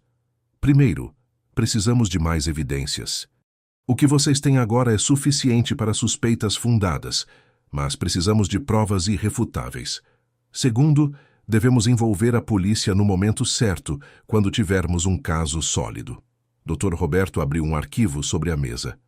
E há outra coisa que você precisa saber. Encontrei este documento ontem, enquanto organizava os arquivos pessoais do seu pai. Era uma carta manuscrita de Antônio, datada de 6 meses antes de sua partida. Juliano leu com crescente incredulidade. Roberto, estou preocupado com algumas irregularidades que comecei a notar na empresa. Nada concreto ainda, mas minha experiência me diz que algo não está certo. Se algo me acontecer antes de eu conseguir investigar adequadamente, peço que oriente meu filho a examinar especialmente os setores de RH e logística. Tenho a sensação de que os problemas podem estar vindo de dentro, de pessoas em quem confiei. Juliano deixou a carta cair sobre a mesa. Ele suspeitava. Meu pai suspeitava de alguma coisa. Parece que sim, e olhe a data, 6 meses antes do falecimento. Talvez ele estivesse começando sua própria investigação quando teve a parada cardíaca, Juliano completou, mas uma dúvida terrível começou a formar em sua mente. Dr. Roberto, o atestado de óbito do meu pai, é possível revisá-lo? O advogado o encarou gravemente. Você está sugerindo que... Não sei o que estou sugerindo. Só sei que minha mãe morreu quando descobriu irregularidades na empresa. Agora descobrimos que há irregularidades atuais, e meu pai, aparentemente, estava começando a investigá-las quando faleceu subitamente. Dr. Roberto permaneceu em silêncio por longo tempo. Juliano, isso são águas muito perigosas. Se você está certo, estamos falando de pessoas dispostas a qualquer coisa para proteger seus esquemas. Então preciso ser mais cuidadoso que nunca. E preciso acelerar a investigação antes que percebam que estou no encalço deles. De volta à empresa, Juliano intensificou sua presença nos setores suspeitos. Começou a fazer visitas surpresa aos departamentos, sempre com justificativas plausíveis. Queria conhecer melhor os funcionários, entender os processos, acompanhar o desenvolvimento da equipe. No departamento de recursos humanos, notou que Letícia ficava visivelmente tensa sempre que ele aparecia. Ela começou a trancar gavetas que antes ficavam abertas, a fazer ligações em voz baixa e a evitar deixar documentos sobre a mesa quando ele estava por perto. Durante uma dessas visitas, Juliano observou uma interação reveladora. Letícia recebeu uma ligação que a deixou claramente agitada. Ela saiu da sala para atender, mas Juliano conseguiu ouvir fragmentos da conversa pelo corredor. Não pode continuar assim. Ele está fazendo perguntas. Preciso de mais tempo. Quando ela voltou, tentou agir normalmente, mas suas mãos tremiam ligeiramente ao organizar os papéis na mesa. No departamento de logística, Marcelo demonstrava sinais similares de nervosismo crescente. Durante uma reunião sobre rotas de distribuição, Juliano fez algumas perguntas específicas sobre os ajustes de custo que Sandra havia identificado. Marcelo, você pode me explicar por que houve tantos ajustes de rota para a região de Goiânia nos últimos meses? Marcelo gaguejou visivelmente. Bem, é que tivemos problemas com rodovias, obras, acidentes, esse tipo de coisa. Interessante. Nosso setor de monitoramento não registrou nenhum problema significativo naquela região. É que, às vezes, as informações demoram para chegar ao sistema central. Juliano fez uma anotação mental. As respostas de Marcelo eram evasivas demais, inconsistentes com os dados disponíveis. Após 3 semanas de investigação intensiva, Sandra bateu novamente na porta da presidência, desta vez com uma expressão ainda mais preocupada. Senhor Juliano, encontramos algo muito grave. ela espalhou uma nova série de documentos sobre a mesa. Conseguimos rastrear para onde está indo o dinheiro desviado. Pelo menos parte dele. Para onde? Contas bancárias em nome de empresas fantasmas, mas conseguimos identificar os beneficiários finais. Sandra apontou para uma lista de nomes e números. Letícia Moreira e Marcelo Tavares são sócios ocultos de 3 empresas que têm recebido pagamentos irregulares da nossa empresa. Juliano sentiu como se tivesse levado um soco no estômago. Ver os nomes das 2 pessoas que mais o haviam machucado, associados oficialmente a crimes contra a empresa de sua família, era devastador. Como vocês descobriram isso? Nosso contador conseguiu rastrear os CNPJs das empresas beneficiárias. Com a ajuda de um investigador particular, descobrimos que foram abertas com documentos falsificados, mas os verdadeiros donos são eles. E tem mais. Sandra abriu outra pasta. As datas de abertura dessas empresas coincidem com períodos específicos. A primeira foi aberta há exatos 18 meses. 18 meses é quando Letícia e Marcelo começaram o relacionamento deles. Exato. E a segunda empresa foi aberta 3 dias após o falecimento do seu pai. A cronologia era devastadoramente clara. O esquema havia começado quando Letícia e Marcelo iniciaram o relacionamento. Eles haviam usado a proximidade profissional para arquitetar um plano de apropriação de recursos. E a morte de Antônio havia sido vista como uma oportunidade para intensificar as atividades criminosas. Sandra, qual é o valor total agora? Com essas novas descobertas, estamos falando de aproximadamente R$800 mil desviados em 18 meses. Mas, como eu disse, pode ser muito mais. Estamos descobrindo camadas novas a cada dia. Juliano se sentou pesadamente numa cadeira. As 2 pessoas que o haviam traído pessoalmente também estavam traindo a empresa de sua família, roubando o legado que Antônio havia construído com décadas de trabalho honesto. Tem algo mais. Sandra continuou hesitante. Fale. Nosso investigador descobriu que Letícia e Marcelo têm se encontrado regularmente fora da empresa. Não apenas como um casal, mas em reuniões que parecem ter caráter comercial. Eles frequentam um restaurante específico toda segunda-feira às 7 da noite. Sempre pedem uma mesa reservada. Sempre trazem documentos. A imagem dos 2 conspirando semanalmente, planejando como roubar mais da empresa enquanto fingiam ser funcionários leais, enchia Juliano de uma raiva fria e calculada. Sandra, preciso que você prepare um relatório completo de tudo o que descobrimos. Cada documento, cada transação suspeita, cada evidência. Vou levar tudo para Dr. Roberto e vamos decidir como proceder legalmente. E enquanto isso, continuamos a investigação. Continue, mas seja extremamente discreta.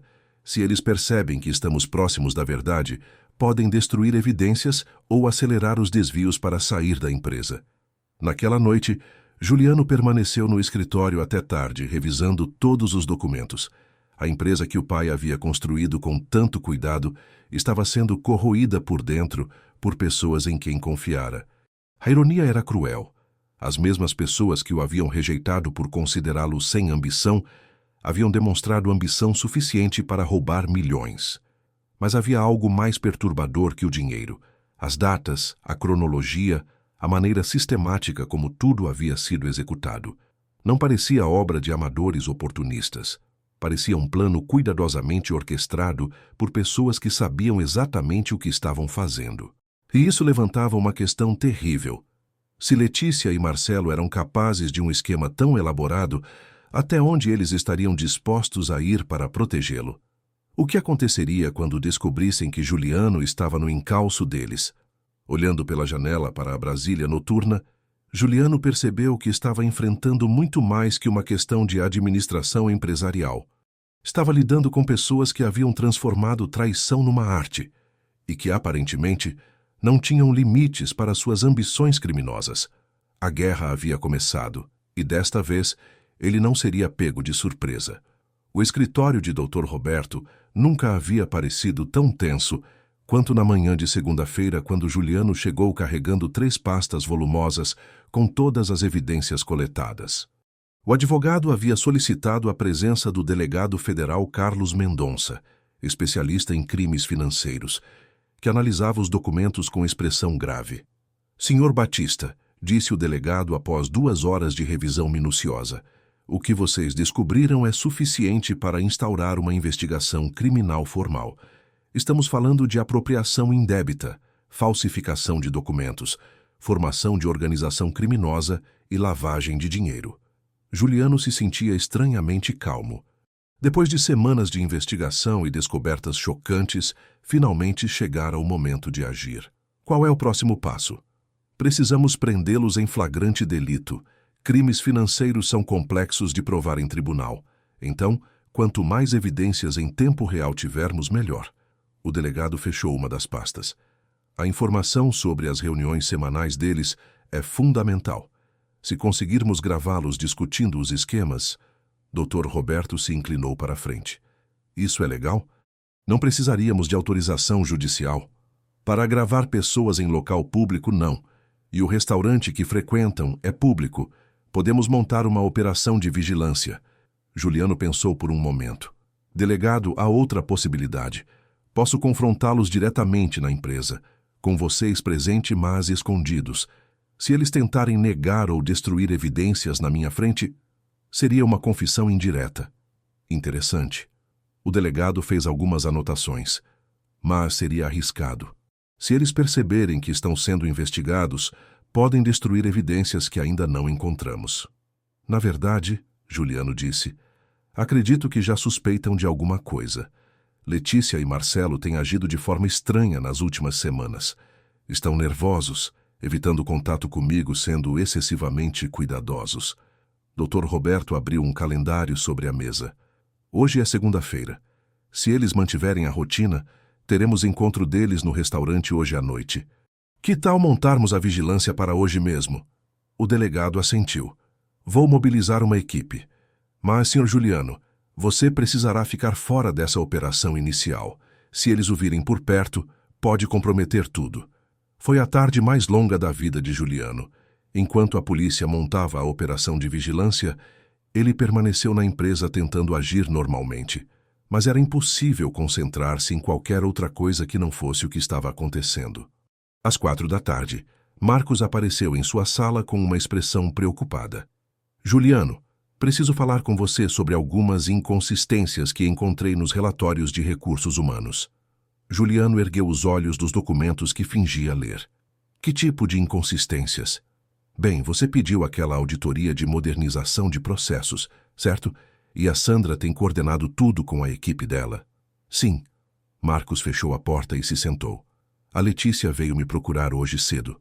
Disse que está preocupada porque a auditoria está sendo muito invasiva, fazendo perguntas sobre procedimentos que, segundo ela, sempre funcionaram normalmente.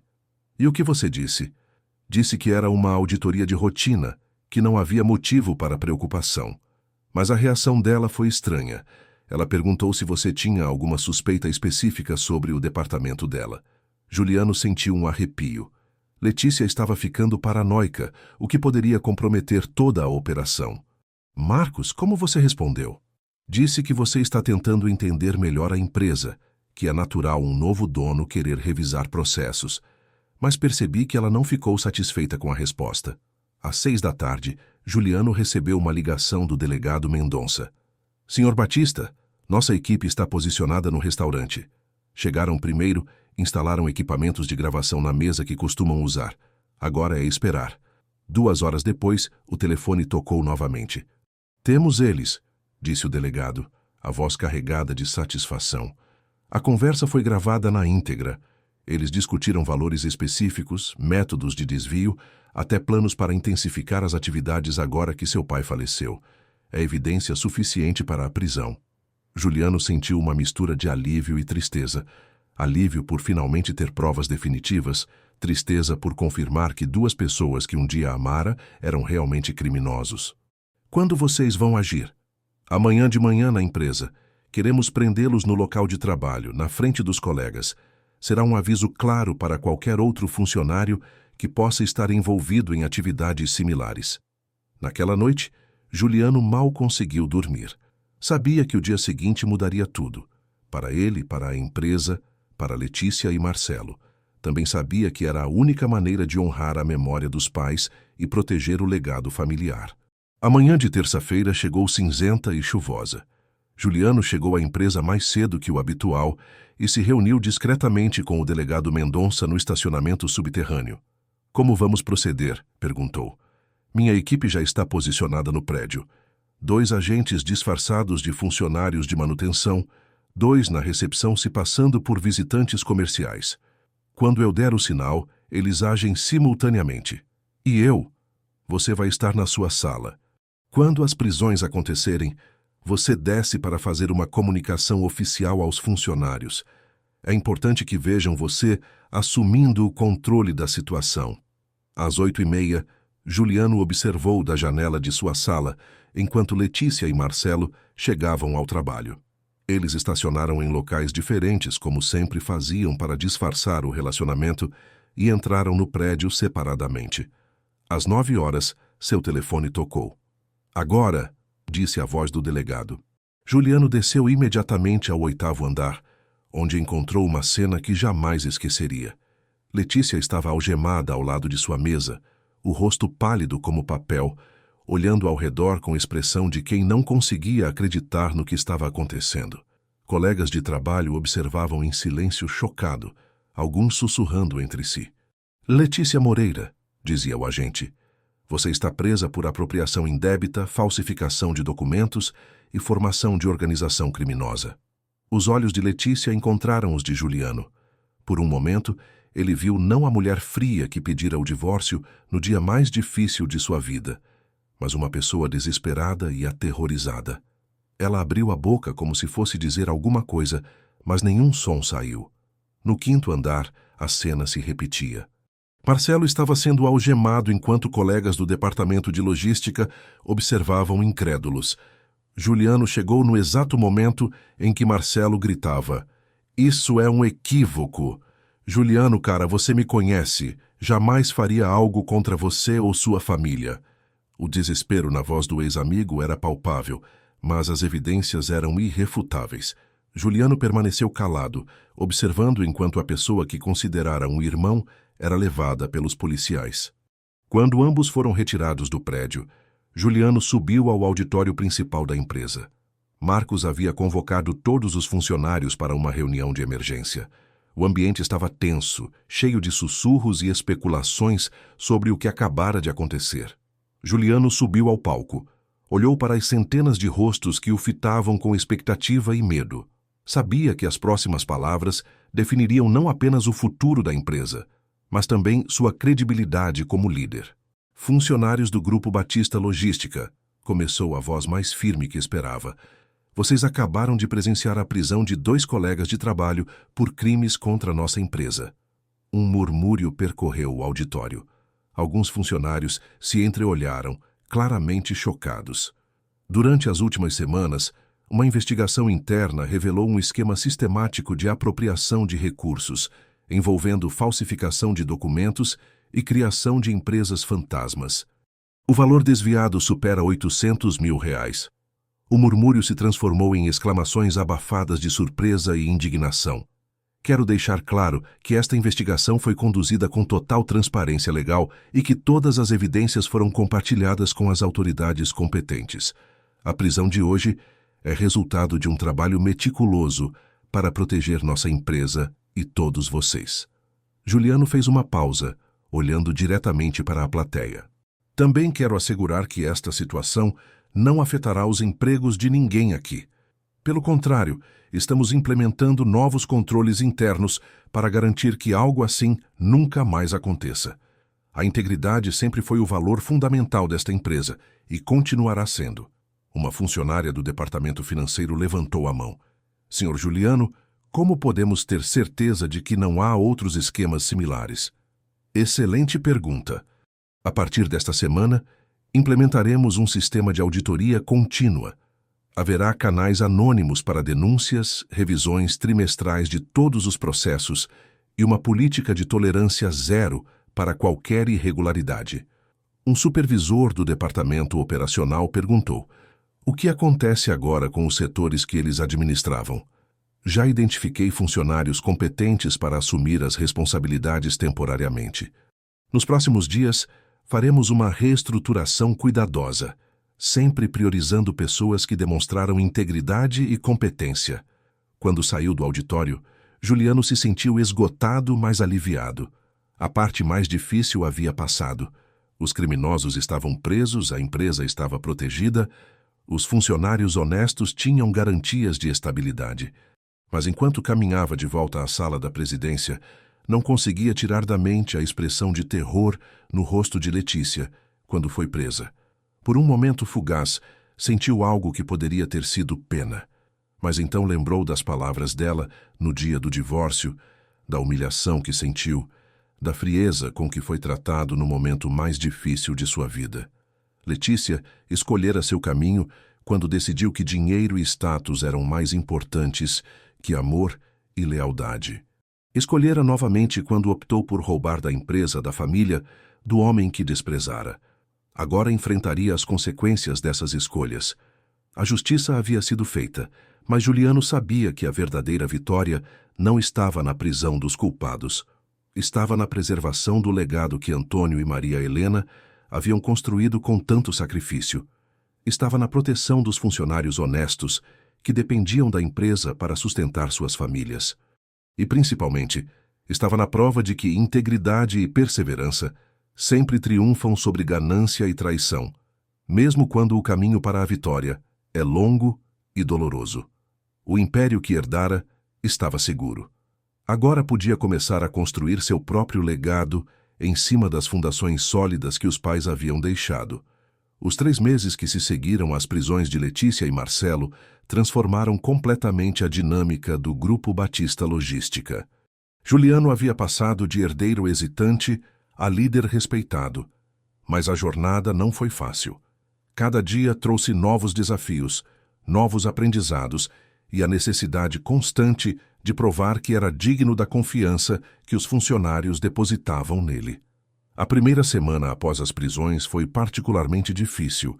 Repórteres locais descobriram a história e cercaram a empresa, interessados nos detalhes do esquema de corrupção.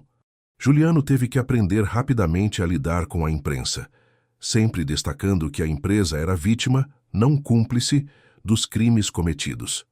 O Grupo Batista Logística tem uma tradição de 20 anos de operação limpa e transparente, disse ele numa entrevista coletiva. Estes crimes foram cometidos por indivíduos que traíram a confiança depositada neles. Nossa resposta foi imediata e decisiva. Sandra assumiu temporariamente a coordenação do Departamento de Recursos Humanos, enquanto Roberto Silva, um supervisor experiente, tomou conta da área de logística que Marcelo administrava. Ambos eram funcionários antigos, conhecidos pela honestidade e competência, e sua promoção foi bem recebida pelos colegas. Durante a investigação policial que se seguiu, mais detalhes chocantes emergiram. Letícia e Marcelo não eram amantes ocasionais que decidiram roubar por oportunismo. Seu relacionamento havia sido calculadamente construído para facilitar o esquema criminoso. Ela havia se aproximado dele especificamente porque ele tinha acesso aos sistemas de logística, e juntos haviam desenvolvido um plano sofisticado para drenar recursos da empresa. O que mais chocou Juliano foi descobrir que a aproximação de Marcelo com sua família anos atrás também havia sido estratégica. Em depoimentos à polícia, ficou claro que Marcelo sabia há anos que Antônio era rico, tendo descoberto através de conversas casuais e observações cuidadosas. Ele havia cultivado a amizade com Juliano justamente para se manter próximo da família Batista. Ele nunca foi meu amigo, Juliano confessou a Dr. Roberto numa tarde melancólica. Durante 20 anos, ele esteve planejando como se aproveitar da minha família. O advogado balançou a cabeça com tristeza. Pessoas assim existem, Juliano. Predadores que enxergam relacionamentos apenas como oportunidades de lucro. O importante é que você descobriu a tempo de proteger o patrimônio da família. Letícia, por sua vez, tentou negociar um acordo de delação premiada, alegando que Marcelo era o mentor do esquema e que ela havia sido manipulada. mas as evidências mostravam que ambos eram igualmente culpados, tendo participado ativamente do planejamento e execução dos crimes. Durante o julgamento, que aconteceu 4 meses após as prisões, Juliano optou por não assistir às sessões. Não sentia necessidade de reviver os detalhes dolorosos da traição. Preferia concentrar sua energia em reconstruir e fortalecer a empresa. Os novos controles internos que implementou se mostraram extremamente eficazes. Um sistema de auditoria contínua, canais anônimos para denúncias e revisões trimestrais de todos os processos, criaram um ambiente onde irregularidades eram praticamente impossíveis de ocultar. A transparência se tornou nossa marca registrada, comentou Sandra durante uma reunião da diretoria. Os funcionários se sentem mais seguros, os clientes confiam mais nos nossos processos e os fornecedores sabem que podem esperar pagamentos pontuais e honestos. Mas talvez a mudança mais significativa tenha sido na cultura interna da empresa. Juliano instituiu reuniões mensais onde qualquer funcionário podia falar diretamente com ele sobre preocupações ou sugestões. Essas reuniões, que ele chamou de conversas abertas, rapidamente se tornaram populares e produtivas. Senhor Juliano, disse Maria Cristina, uma operadora do centro de monitoramento durante uma dessas reuniões, desde que o senhor assumiu, a gente sente que realmente faz parte de uma família. Não é só emprego, é um lugar onde podemos crescer. Comentários como esse se tornaram frequentes. A liderança acessível de Juliano, combinada com políticas justas de promoção e benefícios, criou um ambiente de trabalho que atraía os melhores profissionais do setor. O crescimento da empresa também foi notável. Com os desvios de recursos eliminados e novos controles implementados, o faturamento aumentou 22% no primeiro ano, sob a administração de Juliano. Novos contratos foram assinados com empresas que valorizavam a reputação de integridade que o Grupo Batista havia construído. Um ano após assumir o controle, Juliano decidiu expandir as operações para outros estados. A primeira filial foi aberta em Salvador, seguida por uma unidade em Recife. Cada expansão foi cuidadosamente planejada, sempre priorizando profissionais locais e respeitando as particularidades de cada região. Meu pai construiu esta empresa com valores sólidos, ele disse durante a cerimônia de inauguração da filial de Salvador. Minha responsabilidade é não apenas manter esses valores, mas levá-los para mais lugares, criando oportunidades de trabalho digno em todo o país. A imprensa empresarial começou a notar Juliano como um jovem empresário promissor. Revistas especializadas publicaram artigos sobre sua história, destacando como ele havia transformado uma situação de crise numa oportunidade de crescimento.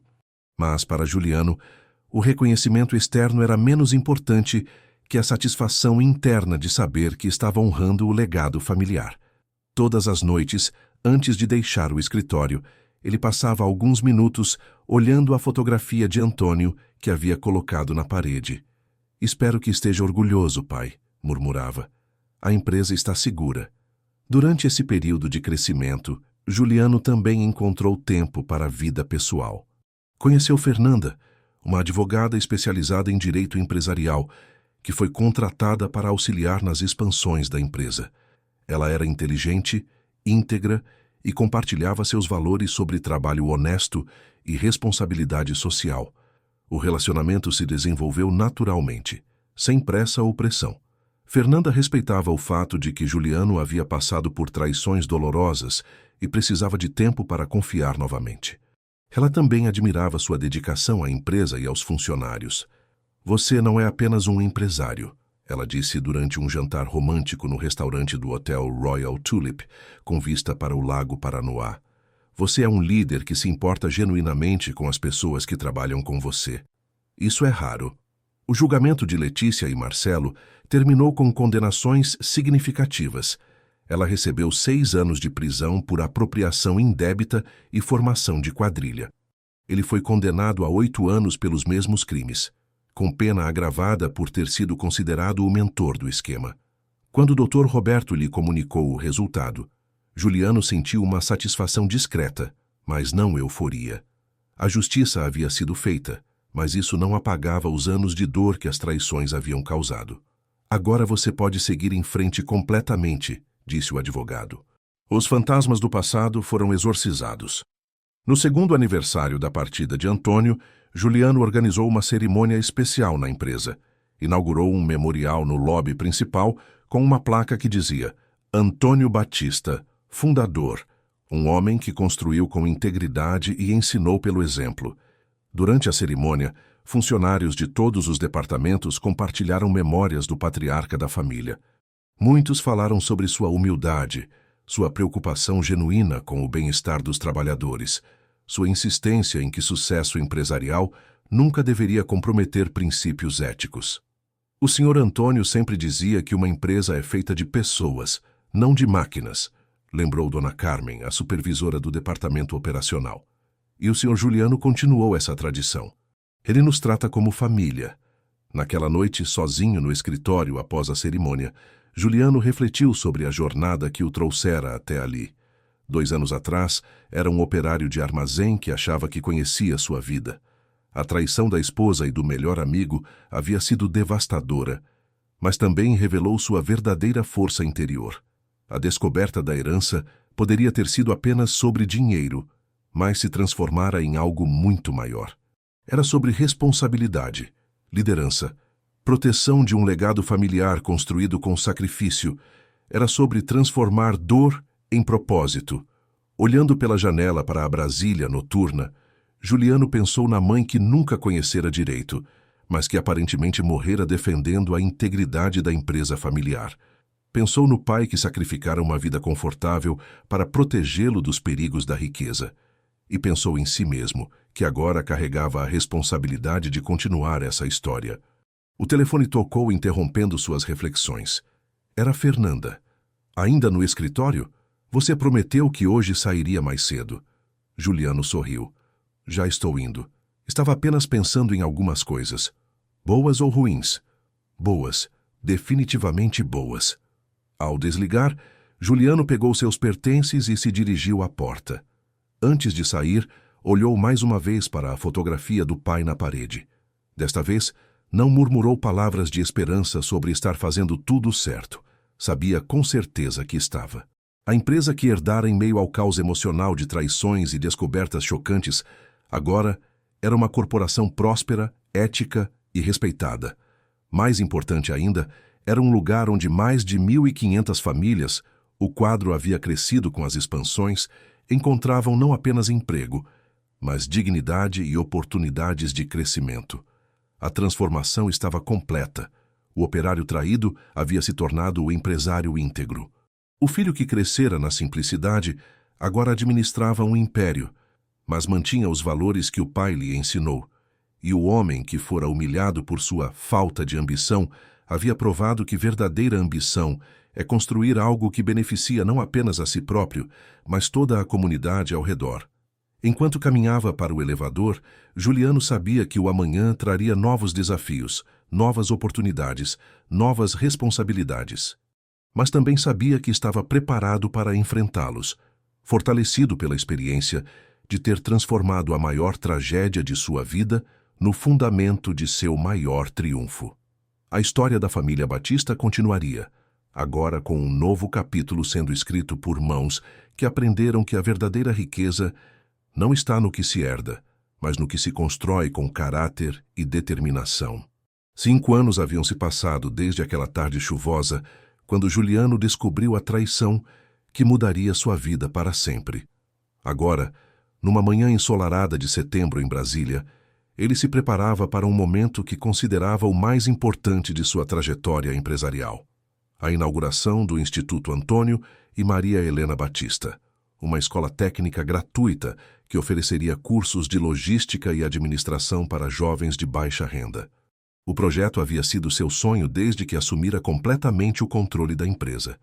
A ideia surgiu quando percebeu que muitos dos melhores funcionários da empresa vinham de famílias simples, como a sua própria, mas enfrentavam dificuldades para ter acesso à educação de qualidade.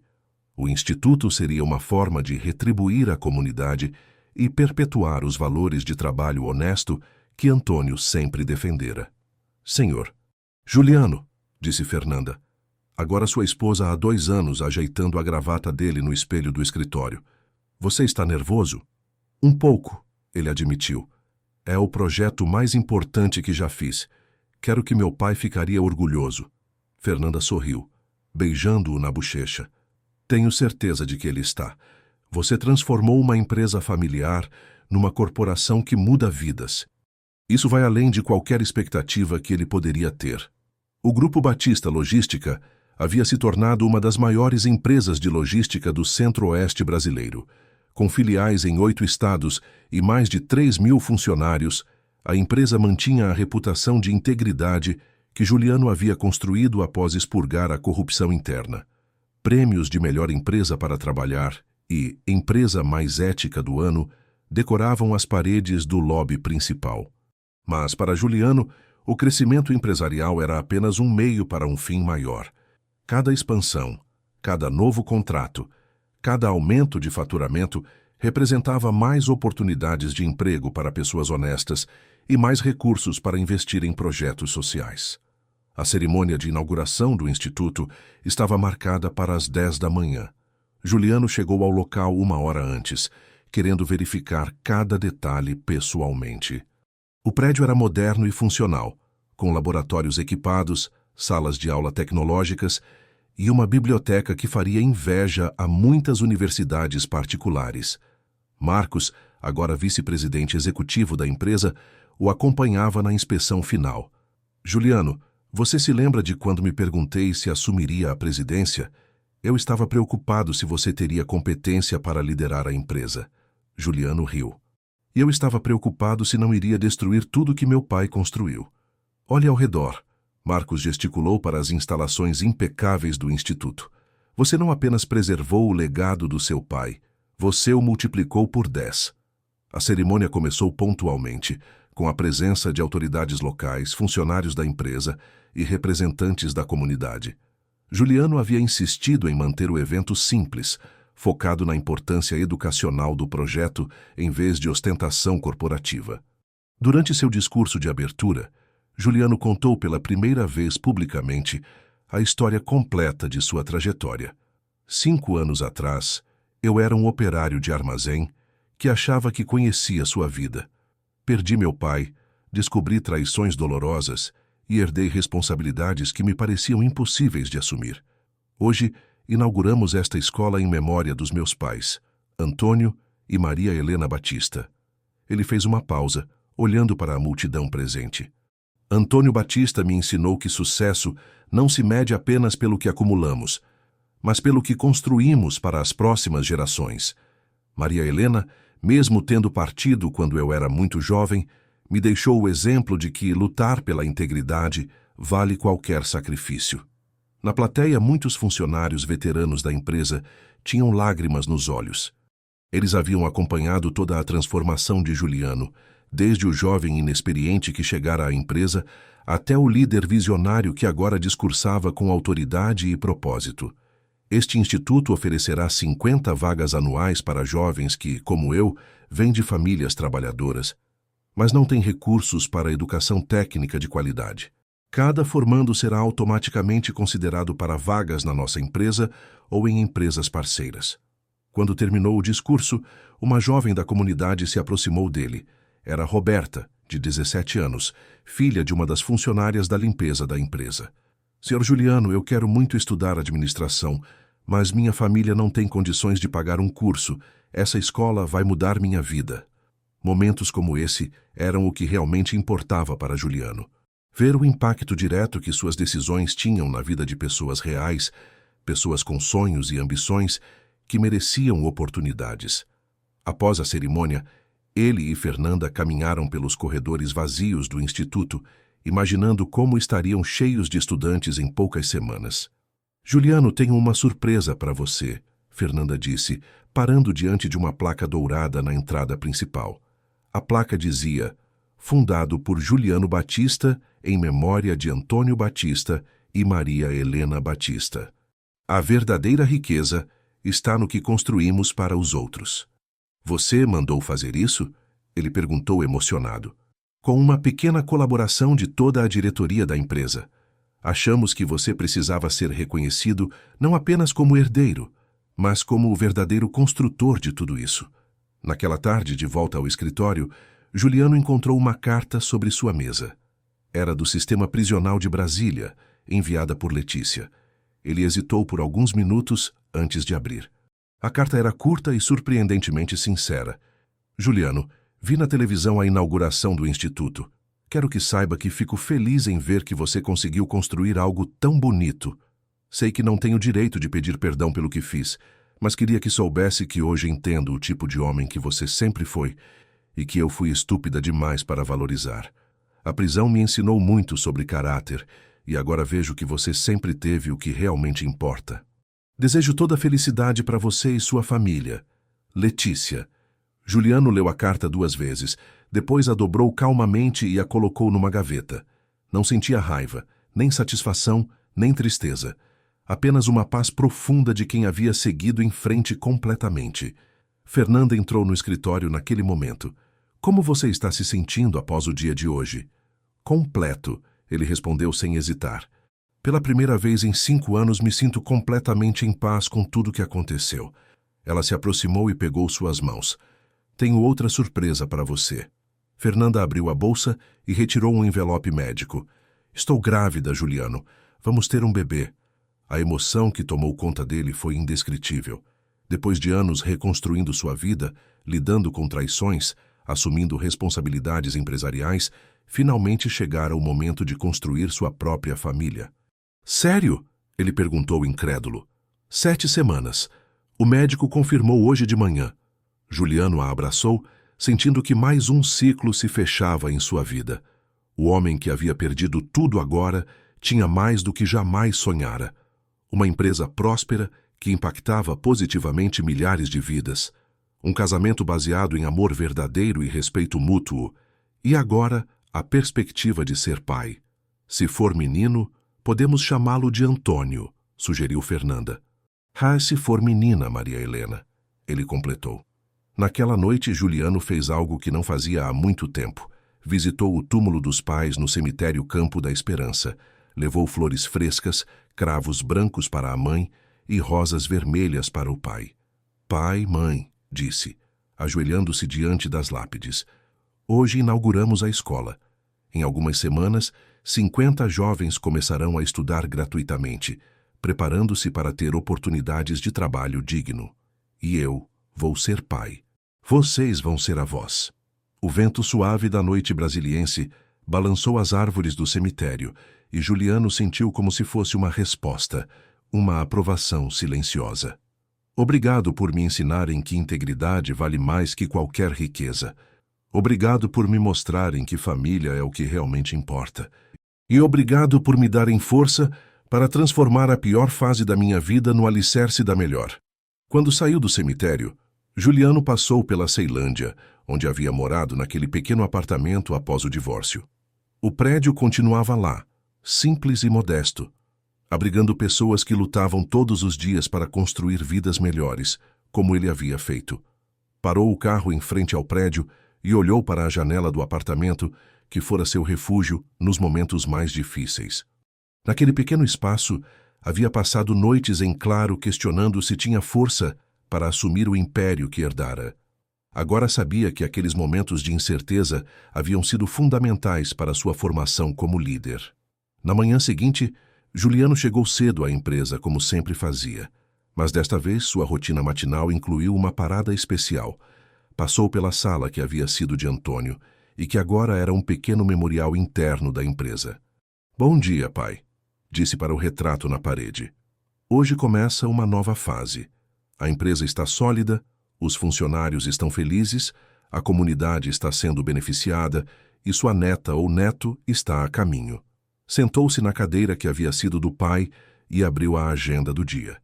Reunião com novos investidores interessados em expandir para o Nordeste, aprovação do orçamento para bolsas de estudo adicionais no Instituto, revisão dos números trimestrais que mostravam crescimento sustentável. Cada item da agenda representava não apenas sucesso empresarial, mas impacto social positivo. A empresa que quase havia sido destruída pela corrupção interna, agora Era referência nacional em gestão ética e responsabilidade social. Sandra bateu na porta, interrompendo suas reflexões. Senhor Juliano, chegaram os primeiros currículos dos candidatos ao instituto. Quer dar uma olhada? Ele pegou a pilha de documentos e começou a ler. Cada currículo contava uma história de superação, de jovens determinados a mudar suas vidas através da educação. Filhos de domésticas, vendedores ambulantes, operários, todos sonhando com oportunidades melhores. Sandra, vamos aumentar o número de vagas para 75 por ano. Tem certeza? Isso vai aumentar significativamente os custos. Tenho certeza. A empresa está crescendo, e quanto mais crescemos, mais devemos retribuir à comunidade. No final da tarde, Juliano recebeu uma ligação de Dr. Roberto. Juliano, tenho notícias sobre Marcelo. Ele está pedindo liberdade condicional. O advogado dele alega bom comportamento na prisão e trabalho comunitário. E você acha que vai conseguir? É possível. Ele cumpriu metade da pena e os relatórios penitenciários são favoráveis. Juliano pensou por um momento. Doutor, Roberto, se ele for solto e se demonstrar interesse em recomeçar a vida honestamente, tenho uma proposta. Que tipo de proposta? O instituto vai precisar professores assistentes. Se ele quiser começar de novo, com supervisão rigorosa e salário básico, podemos dar uma oportunidade. Mas apenas se ele provar que realmente mudou. Dr. Roberto ficou em silêncio por alguns segundos. Juliano, você tem certeza disso? Depois de tudo que ele fez? Meu pai sempre dizia que todo mundo merece uma segunda chance, desde que comprove que aprendeu com os erros.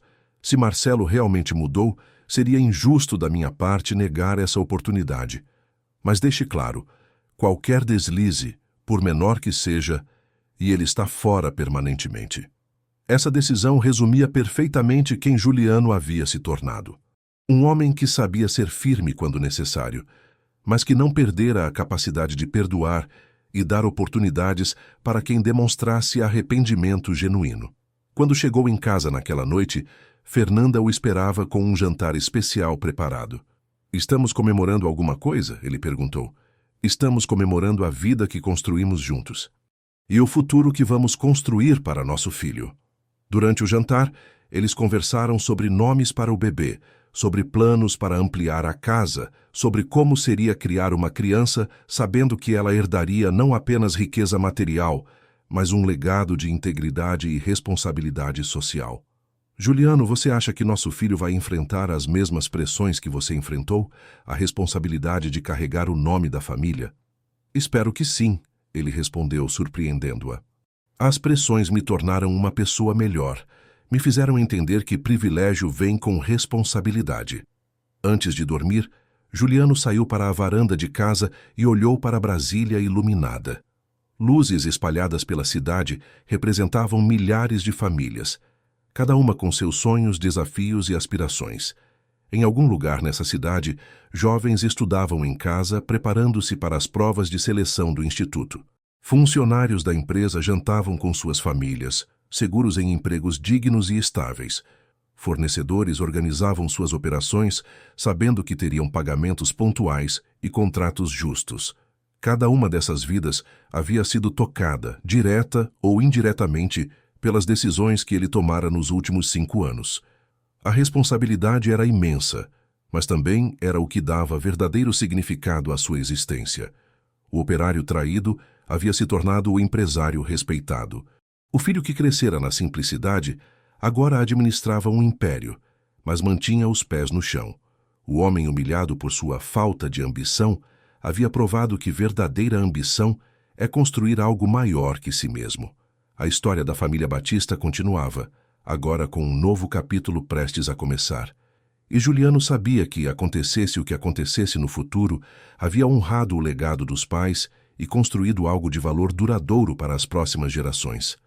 Caros ouvintes, a jornada extraordinária de Juliano nos ensina que as maiores traições podem se transformar nas maiores oportunidades de crescimento pessoal, que a verdadeira riqueza não está no que herdamos, mas no que construímos com nossas próprias mãos e valores. Se essa história tocou seus corações, não se esqueçam de se inscrever em nosso canal para mais narrativas que exploram a complexidade da vida humana e o poder transformador da integridade. Deixem um like se acreditam que o perdão e a perseverança podem vencer qualquer adversidade. E comentem abaixo contando suas próprias histórias de superação, pois cada um de vocês tem uma jornada única e inspiradora para compartilhar. Até a próxima história, que vocês encontrem força para transformar suas dificuldades em degraus para uma vida mais plena e significativa.